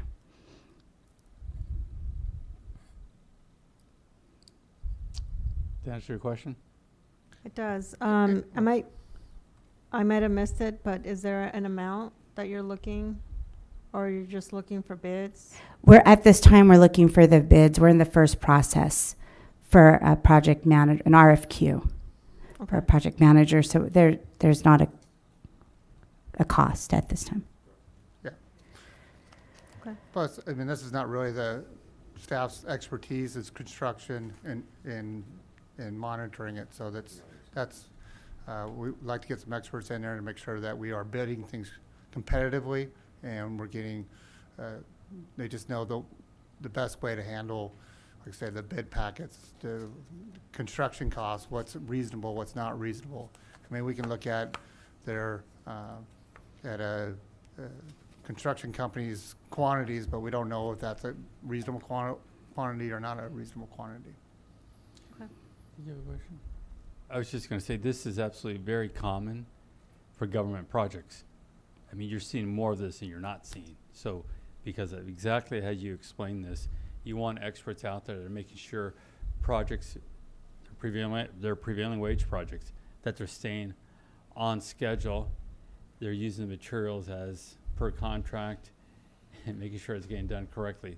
This is very common, and I'm kind of surprised we haven't done it in the past. So knowing that we have a few projects like this, it makes a lot of sense, because you know, you could have the staff here, but they don't have the expertise to do a lot of this, and that's just the way it's working out there in today's world. So, Councilmember Burns. Thank you, Mayor.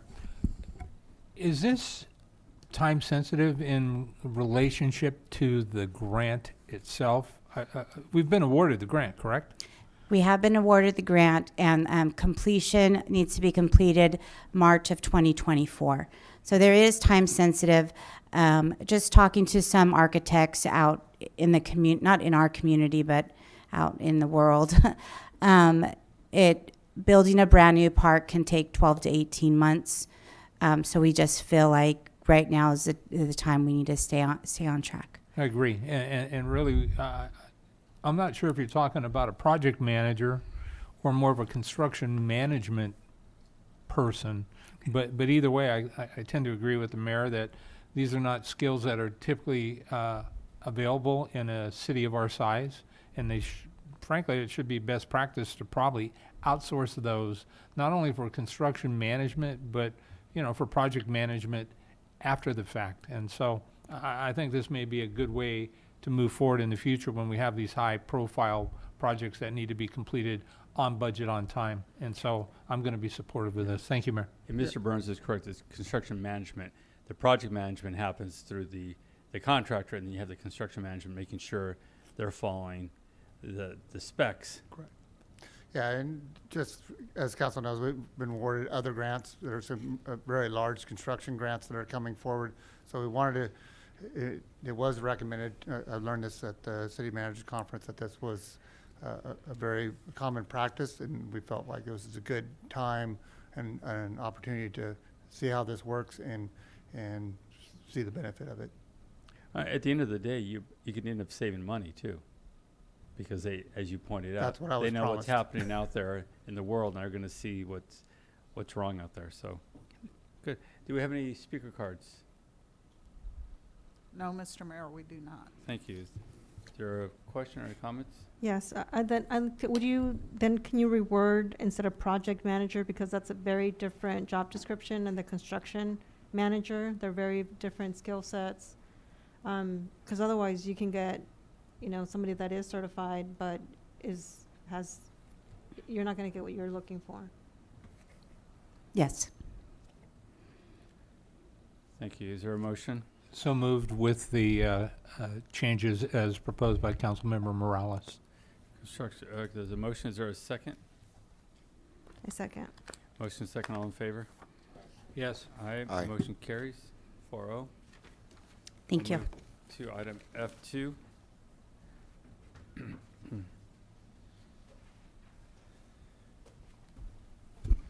Good evening, Mr. Mayor and council members. Resolution number 2022-136 is a resolution of the City Council of the City of Hollister appropriating $336,000 from Fund 620 for well 4 and 5 upgrades, including a Tier 4 generator.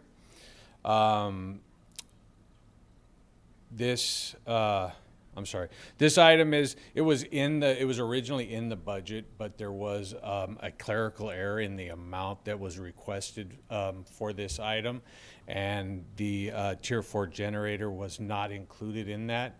So about half of this cost is for a Tier 4 generator, a mobile generator that we can use between well 4 and well 5.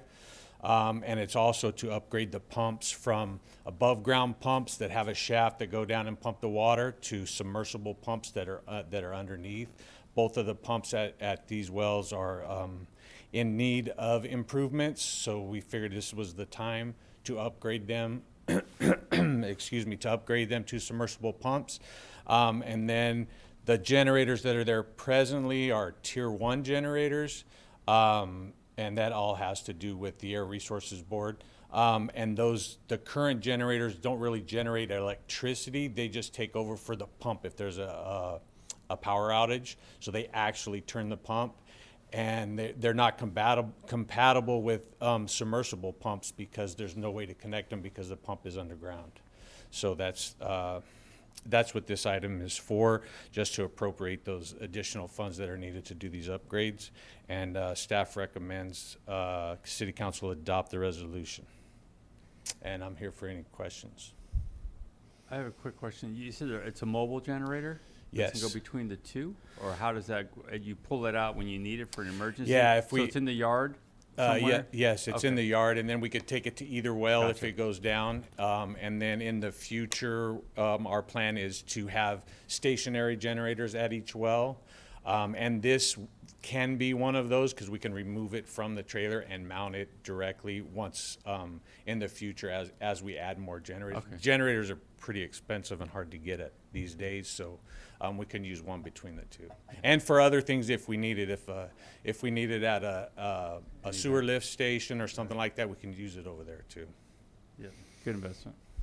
Any other questions? Do we have any speaker cards? No, we do not. All right, is there a motion? So moved. The motion, is there a second? Second. All in favor? Yes. Aye. Motion carries 4-0. Thank you. Move to item F3. Good evening, Mayor, council members. Resolution number 2022-137 is a resolution for City Council to allow the police or the fire department to establish an overhire policy.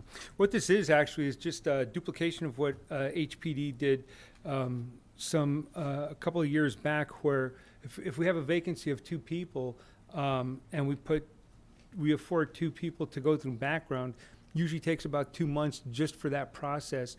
What this does, it allows us to fill the vacancies with an already eligible pool candidate or candidate pool, to where you have, if I got 2 vacancies, I can put maybe 6 people in background, and I'll have those people sitting on the bench in the event, say, one of the candidates falls out from a failure rate or doesn't pass probation. We have them in the parking lot. What it also provides is the policy for the department has the ability to retain exceptional candidates. If we can't pick those candidates up right now, they're sitting in an eligibility pool where they've already been background. And the department is hiring the positions for firefighter line staff. Concludes my report. I can answer questions. Thank you. Any questions? Councilmember Burns? Thank you, Mayor. Chief, what's the cost to background a candidate? Last time we did this, and the cost is probably going to come up since, it was $2,700. $2,700. And is that done internally, or is that done by a firm that we contract with? We contract a firm. Okay. Do you have any of the specifics on the firm itself? And really what I'm looking for is to make sure that we're doing, public safety. It's a critical element, and I want to make sure that we're hiring the best people with the clearest backgrounds. Absolutely. Absolutely. And part of that is they give us sort of like a laundry list of things that they do. For the life of me, I can't remember what the name is, but we've used them for 3 different fire academies, and they were very successful. The failure rate that I'm talking about really didn't come out during the background investigation. It came out during the fire academy. A candidate wasn't able to pass an efficiency, so we just had to let him go. And then we had another person to plug him in there.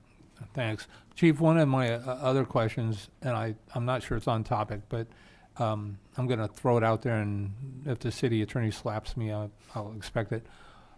Do we have any female firefighters? At present, no, we don't. Have we in the last 5 years? In the last, I say within the last 7 years, we had a couple of female reservists, but larger departments snatched them up like that. Okay. Yeah, I guess where I want to go with this is at some point I'd like to see us make a pronounced effort to, bring some women into Absolutely. the fire department as well. Absolutely. So, thank you, Chief. Any other questions? Go ahead. Thank you, Chief. So it sounds like you're wanting to create like an eligibility list. Correct. Do you have one already in place, and does it expire within like a year, 3 years, 5 years? So that when you we can still hire? establish eligibility lists, they last for about 6 months, and then it's the department head's discretion to either decertify it or to extend it. Right now, we've exhausted it completely, and it was decertified, I want to say in March, even after we've done interviews with these folks.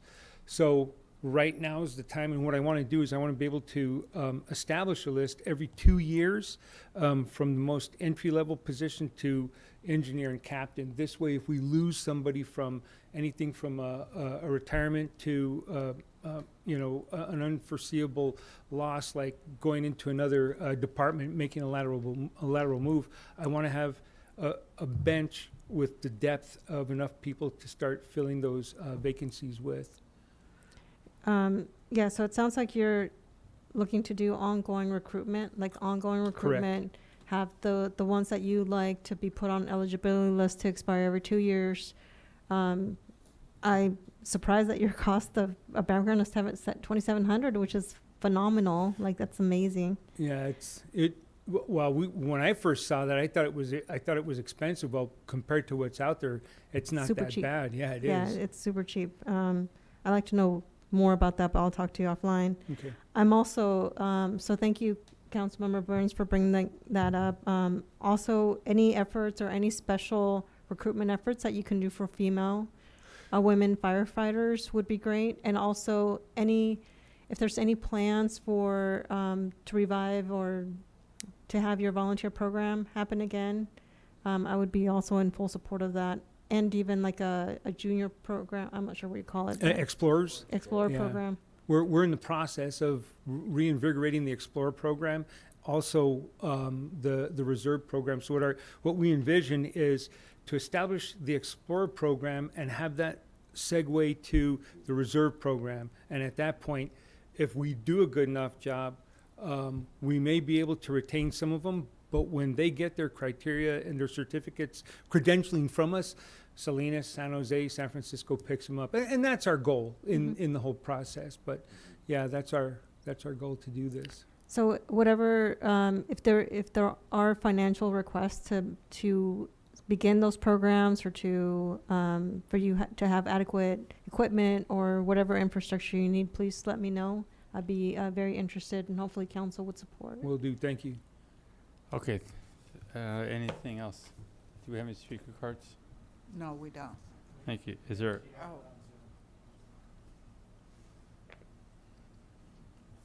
Oh, Elias Salinas. Hi, thank you. Good evening. I really am so grateful that the fire chief is looking ahead. I know that when you have someone go on a medical, you guys are short, you start doing, overtime. And then when we get some openings, hopefully soon with some economic development, you can have some people already ready to get on board. They've already done the background check. And like everybody else, I am really surprised, and I think it's a great deal for $2,700. So I think it's a great work that you're doing there, Chief Ocampo. And most importantly, I have had this discussion, and I want the board or the council to know that the integrity of the fire department is not going to get lowered by just hiring a female that is not highly qualified. That is one of the biggest things that I have. I advocate for having some females on law enforcement and the fire department. But I know that with the fire department, the chief there and their staff, they're not going to lower their quality of employees just to meet a quota. So thank you so much. okay, do we have any speakers? We have no more speakers. Thank you. Is there a motion? So moved. Is there a second? Motion and second, all in favor? Yes. Aye. Aye. Motion carries 4-0. We'll move to item F4.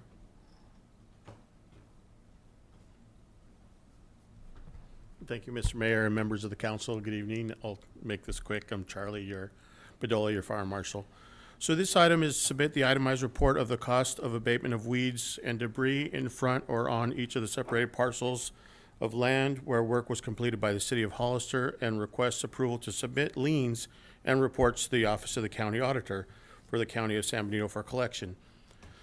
Staff recommends that the City Council adopt a resolution approving the itemized report of costs of abatement of weeds and debris on designated properties in the City of Hollister, and approval to file report with the Office of the County Auditor through the San Benito County. Okay, is there any questions? Do we have any speaker cards? We have one, Brittany Elliott. Miss Elliott? Good evening. This is Brittany Elliott with Hawkins Companies. I'm actually here to speak on a different resolution. I think I put the wrong one in there. No Okay, problem. I Thank you. apologize. Sorry about that. Is there a motion? So moved. Motion, is there a second? Motion second, all in favor? Yes. Aye, motion carries 4-0. Thank you. Thank you. Move to item F6.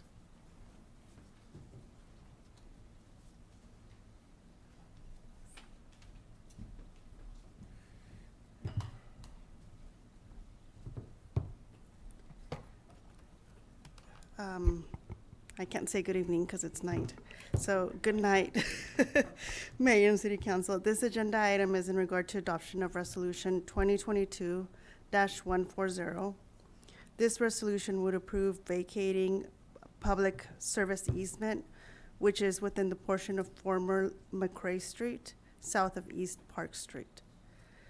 Per memorandum of understanding approved in 2018 between the city and the developer, the city agreed to vacate said portion of easement once it was verified that there were no utilities located within the easement. As such, the city has confirmed that there are no utilities located in the easement and has obtained letters for utility companies stating that they have no utilities within the easement. So as such, staff recommends that City Council adopt Resolution 2022-140, approving the vacation of the public service easement located within former McRae Street. Okay, is there any questions? Do we have any, I think this is probably what the speaker was calling in on. Yes, Brittany Elliott. You're up. Brittany was online for support if there were any technical questions or anything Okay. coming up. Thank you. Thank you. Hearing no questions. Brittany, did you want to say anything? Or are you just waiting there? No, we just want to say thank you so much for the opportunity to be here tonight, and thank you to staff for everything they've done to get us here. Thank you. Is there a motion? So moved. There's a motion. Is there a second? Second. Motion second. All in favor? Yes. All right. Motion carries. Thank you. 4-0. We'll now move to item F7.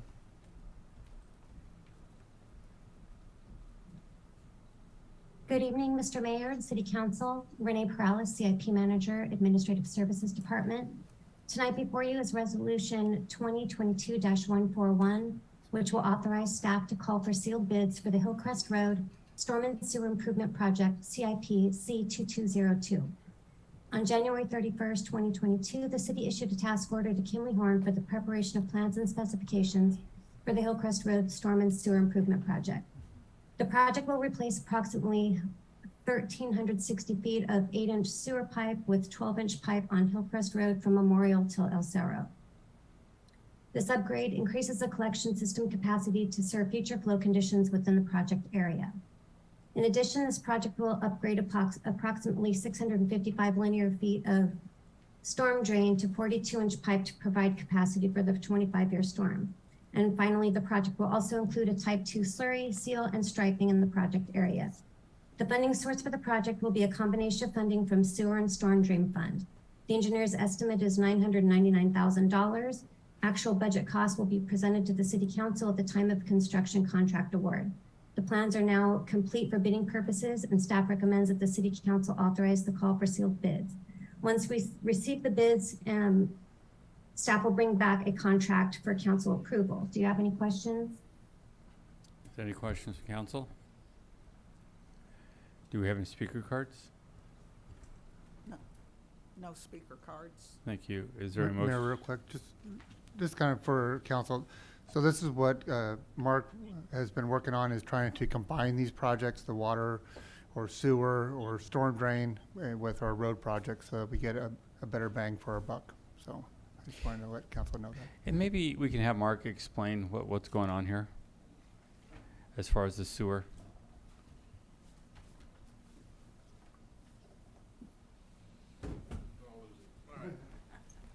Good evening, Mark Falgo, Acting City Engineer. It was actually at a city council meeting about a year ago that the day of, I got a video from one of the public works folks showing a sewer manhole surcharging, and it was right in this section. For sewer, storm drain will do that in big storms, but in sewer, we design sewer to flow at like half or 0.7% full, kind of in the max scenario. So when you see a sewer line surcharging like that, it gets noticed. And we found out that was relatively common on Hillcrest for that particular line. So that is one of the projects that really made us as staff start digging through the master plans to figure out what's been done and what's not been done. The master plans were, storm drain was from 2011, sewer and water were from 2018, last update. And so we started going through to try and figure out what was done and found a lot of projects that weren't done. So that's why you're seeing a lot of the utility and of course the pavement projects came out of the pavement evaluation we did last year. This particular project will upsize the sewer line from Memorial to about for about 1,400 feet, and then also a storm drain line to help increase capacities. Essentially, there's a lot of flow coming in from Santana Ranch. We believe there was adding a significant amount of flow. This particular sewer project was actually a future triggered condition, but because it's surcharging, the future is past, essentially. So that's the background behind this one. Good. So some of the result of the construction going out, Absolutely, yeah. We're getting hit with the consequences of it. Right. Councilmember Burns? Thank you. With going forward with this project, are we going to build for the future so that the size has the capacity, knowing that things flow downhill, and more construction is probably going to happen off of Fairview in unincorporated areas? Yeah. So the master plans certainly look at the current land use plans from the general plan, right, for future capacities. And the projects identified in there serve any existing deficiencies, but also are sized in order to serve future land uses based on the general plan land use map. Now this one in particular, what we found when we started digging into it, the existing 8-inch line, this line actually has larger diameter upstream and it telescopes down, which is very odd, right? You don't design it like that. So there's actually 12-inch line upstream. The master plan called for this line to be upsized to a 10, but because of the upstream larger pipe size, we increased this portion to a 12-inch also, so we're not having that telescoping effect. In addition, we were just going to swap out or replace the existing sewer, reconnect laterals, but the existing sewer it's closer than 10. It's closer. It's close to the water line, so it has special pipe in there. We didn't want to end up opening that can of worms. So what we did is we relocated the new sewer line to be more than 10 feet from the existing water line, which gets us the Department of Health regulation separation, and we can actually leave the existing sewer line in place and have even additional capacity in that particular line and not have to reconnect. So we're saving money, not have to make a bunch of reconnections, and we're getting even a little bit more capacity than what the master plan calls for. So, Thank you. Thank you. Any other questions? So we're gonna actually have two lines. yeah. And I guess my question comes from, it's like, so are we, because I know some of the valves and stuff before, because it's older, or the city's old, so 150 years old almost. Yeah. Couple more days. But so I know that some of the stuff was not mapped, and so as we go along, we're mapping and putting things in. That will be on the map, right? Yes. Okay. Yes. Yeah. When we have a new development that comes in, we take all of their utilities and their property lines and all that stuff. We put it into our GIS system. So we have somebody who does that for us, and then we will on this one as well. In this case, this is Sunny Slope is the water purveyor in this particular area. There's 2 water lines. There's 2 storm drain lines, and now there's going to be 2 sewer lines in this particular stretch of street. So that makes sense. It's not exactly efficient, but Okay. Go ahead. What do you mean when you notice that there were a lot of projects that were not done? out of the master plan, the projects that were identified to be done in the sewer, water, and storm drain master plans, they had not been accomplished yet. No, I get that. So, okay. Well, that was just, I heard that and that was very concerning to me. I will say it was concerning to myself when I took over this position. This is why we got a firm that's taking care of it finally. And the top priority utility lines are under design as we speak. So as well as the pavement stuff that's going on. It's in design as we speak. So this is just one of them. Do we have any speaker cards? No, we do not. Okay. Any other questions, comments? Is there a motion? So moved. There's a motion. Is there a second? Motion is second. All in favor? Yes. Aye. All right. Motion carries. You voted no? 3-1.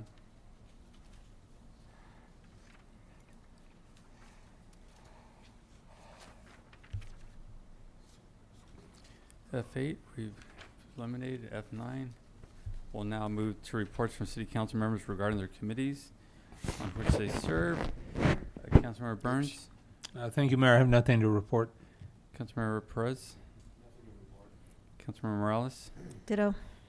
I will update from COG. It looks like the Highway 156, the contract has been awarded, and they should be starting in late this month or early September, starting the construction or the beginning process of the widening of 156.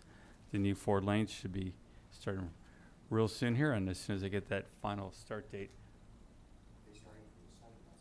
Well, probably all over. They're gonna be staging equipment pretty quick here, and they're getting everything ready. to get started. So I want to make sure everyone knows that information.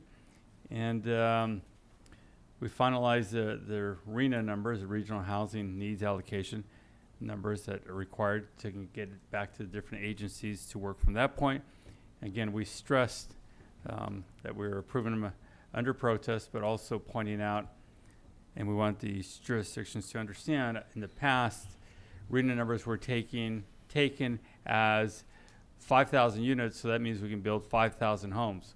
What nobody bothered to tell the public is, first off, it's not a requirement to build them, it's about planning. And that's where it failed time and time again. And also, more importantly, it's not 5,000 single-family homes.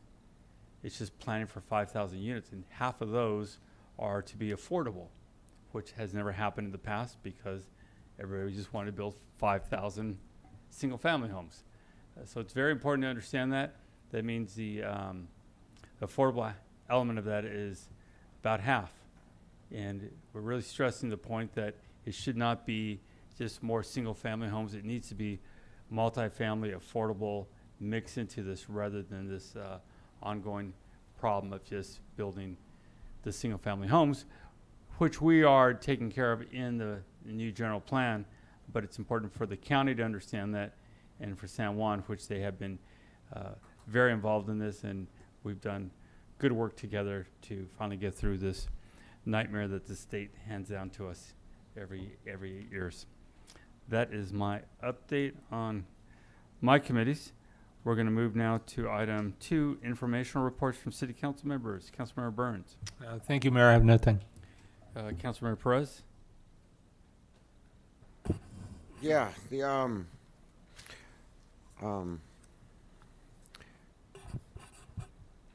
do I start? Let's start on this wonky lane. You know, it's taking the lemons that we've been served up on the street and turning it into lemonade was awesome. It was super sweet. It was quenching to the thirst of the community. It was a success. I'd like to see if something like that is available annually, and see where it goes from there. To see so many young families coming out in big support. So I don't know who that goes to, whether it goes to you, Tina, or somebody else to think about. And since I'm on that, that event was really awesome. Actually, each event, seems like we're building up momentum as we get closer to this Saturday's gala event. Hoping a lot of people are going to show up. It's going to be historic. With that, I also want to thank the staff, and you know what, so many volunteers. But yeah, staff did great. Tina and the rec, Daisy and the rest of the city staff, Derek and staff, who else? Everybody was there. It's just, for me personally, it is awesome because I get to be Mario. But no, it was just so awesome to see the kids, and even later on that evening when we moved to the family fun night, it just carried on and it carried over, and it's like I'm just so happy to be part of that. It's so cool. Then moving on to Cienega. Am I correct, or was Cienega supposed to be like a test traffic calming, traffic circle thing? That was a little before my time, but that is what it was a test situation for those traffic circles, is what I've heard. So when we do the test, Yeah, Councilmember Perez, it's not on the agenda, so. I can't hear you. It's that, your question's not on the agenda, so I'm just more concerned. So it can't lead to a lengthy discussion here. Like a quick response would be okay, but to have a back and forth, there might be I'd like members to of get a the report public of those interested. results. I got that direction. Perfect. Do you have that? Do we have them? Did we ever get to results? And if we did, I'd like to get the results Yes. to see them. Because we are going out and doing all this stuff now, and I've never heard of anyone getting any test results done. So I'd like to see those as soon as possible. I'm not sure how to say John's last name from Paynes, but with his years of service to our community in his restaurant, I'd like to see him recognized as he passes on the torch to Gustavo, yes. I think that'd be neat if council so approves. And again, I think speeding is an enforcement problem, and I hope that we start pulling people over more. And speed humps are not the answers to behavioral problems. Thank you.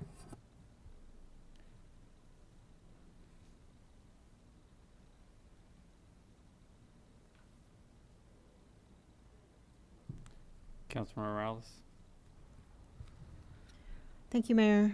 First, I'd like to just want to acknowledge and thank all of the staff that's been involved in the 150th anniversary, particularly Tina, all the Parks and Rec staff, Public Works, and a special recognition to Derek Spades, who tree was cut in half or something, half of it fell off. Anyways, was able to resolve it in less than 20 minutes, which is just amazing. So I just want to thank staff. I know that they're really tired of just going out there and always being on. And also thank you, Brett, City Manager Brett Miller, for just being at every event and always having a big smile on your face. I know that it's exhausting and you work really long days setting up, but everybody really appreciates all your work, and definitely our community and our families are very appreciative for just being able to have moments together, and it's a very memorable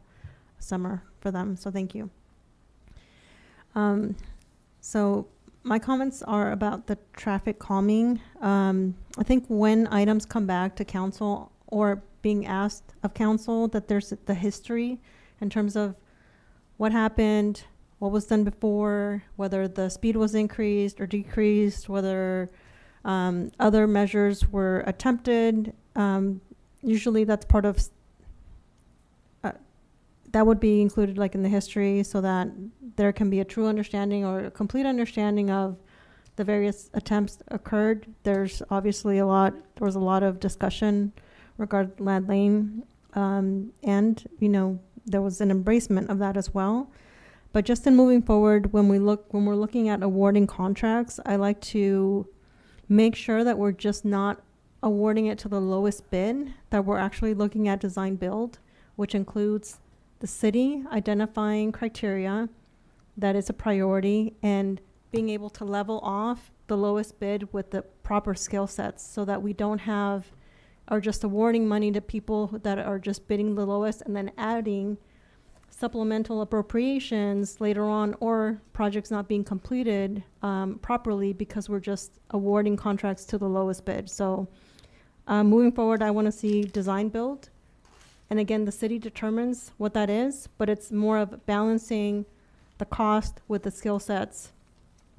The Land Lane was a perfect example of that. And again, we that was turned into a positive, but not necessarily all the projects will fall into that kind of category.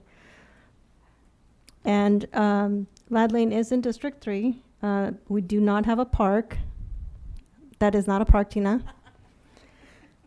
And I understand that it's not going to be, there aren't any parcels available for us to purchase for another park. I would like to, as council member, or actually Vice Mayor Perez mentioned, if we can have that kind of event once a year. The children in my district, the parents close off the streets so that children can play on the streets.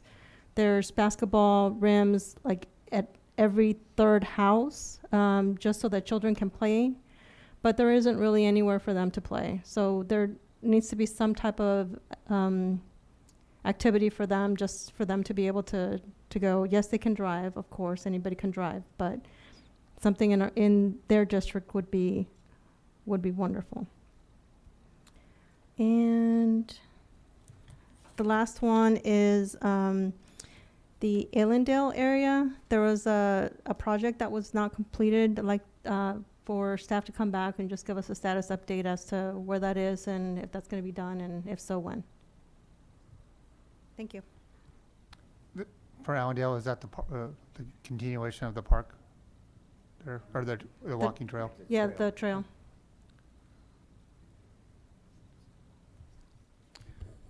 Is that it? And I also want to know when we're having our business meetings again. So I know that was delayed because of the National Night Out. Correct. We Well, usually have the 23rd. And we're working on a location. It'll probably be here in council chambers. The 23rd? Correct. Oh, and the last thing before I forget, I would like the city of Hollister, either through Parks and Recs, and I might have brought it up before, or through the police department, to have more of an emphasis on behavioral health, either more training or a focus on actually being able to address the calls, address the violence associated with that.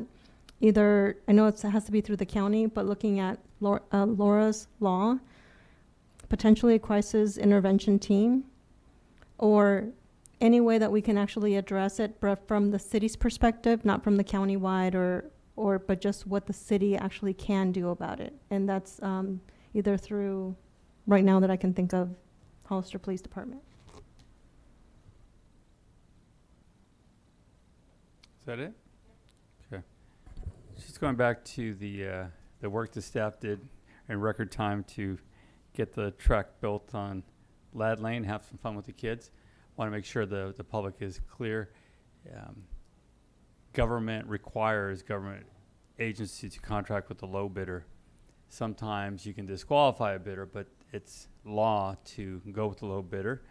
In the real world, you probably wouldn't sometimes, but in the government world, that's how it's done to give some of the smaller companies a chance to get started. Thankfully, in this case, they're going to be making repairs, and we're going to get this thing done right. So thank you for everyone that made that such a fun time so quickly. I want to go back. I've said this in the past that I'm going to ask at every meeting if Elia Salinas and Irma Gonzalez have paid the $27,000 they owe the city for their frivolous lawsuit that was based on pure lies and misinformation. And sadly, I heard again tonight about the airport, and I just want to make sure that the public gets back their money from these, a frivolous lawsuit that just had no merit in it, but it was just based on attacking people and try to spread misinformation. So I'm going to keep asking for that until that bill is paid back from these two individuals and all those that were involved with them. So that's all I have. We'll go now to City Manager. Okay, most everything was based on, or just a status or information back. The one was for a proclamation for John at Payne's. Do I have consensus to bring that back? Yeah. Okay, perfect.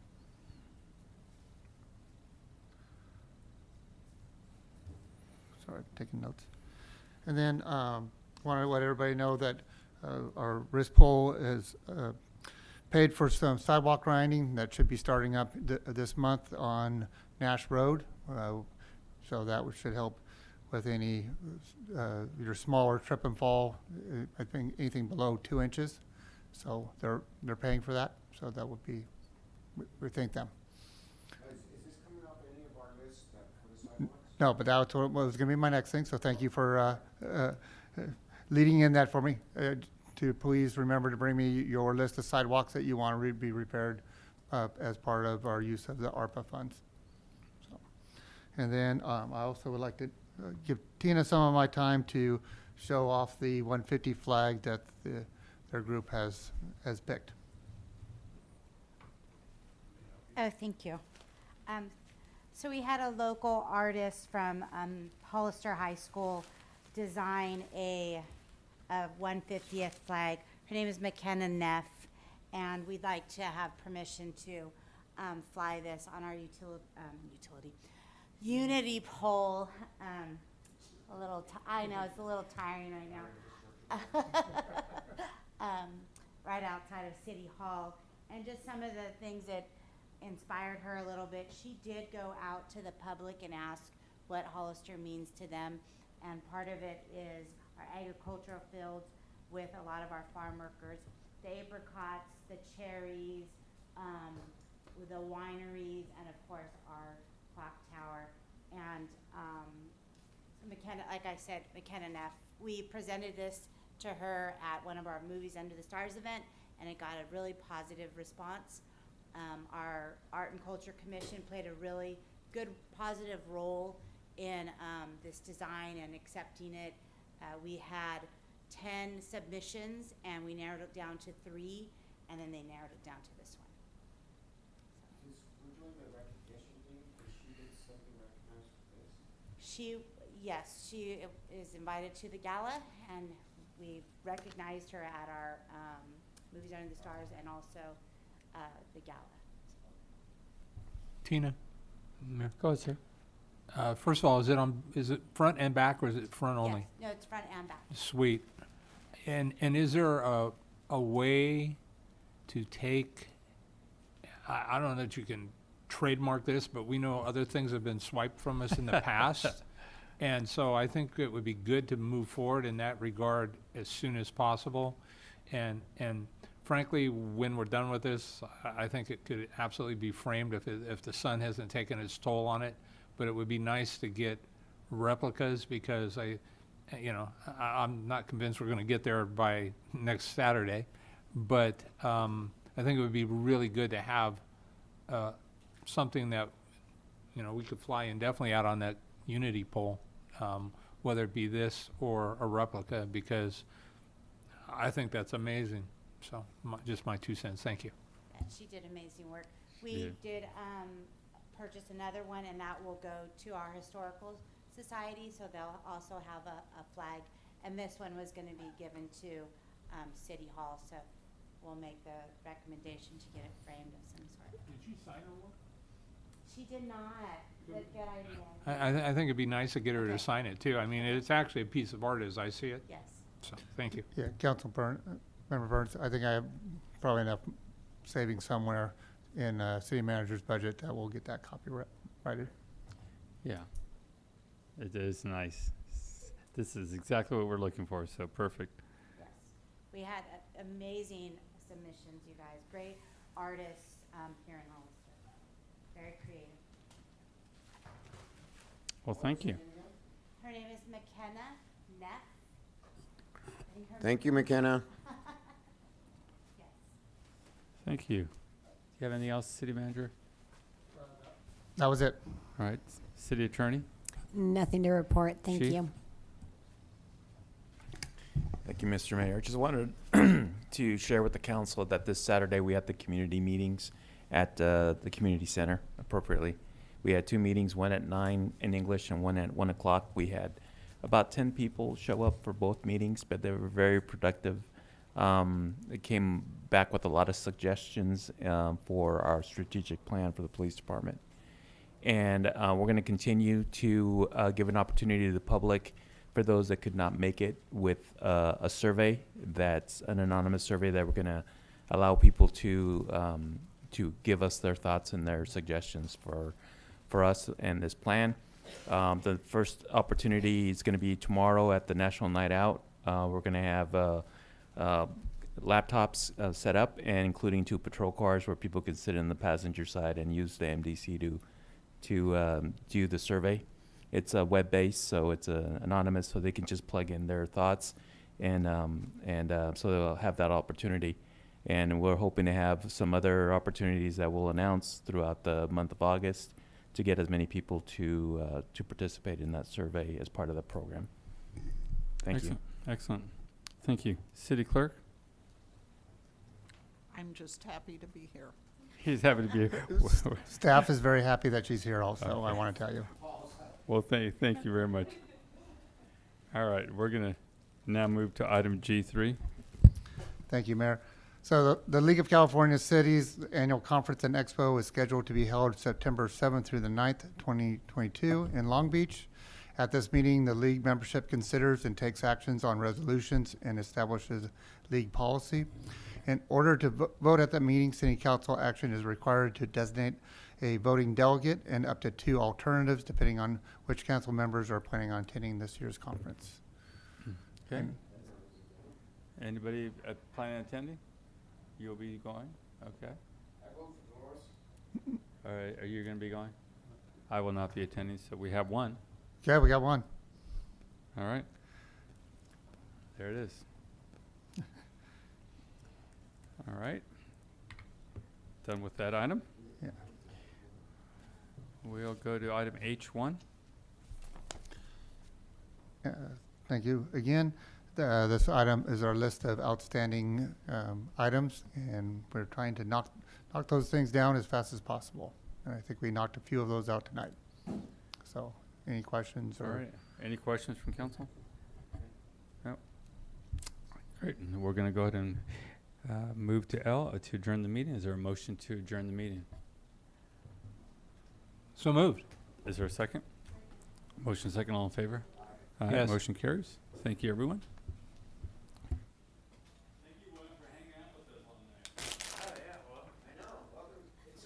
I caught my second wind, or else I would have left. Here, I think so, yeah. Recording stopped. All right, good night, everybody.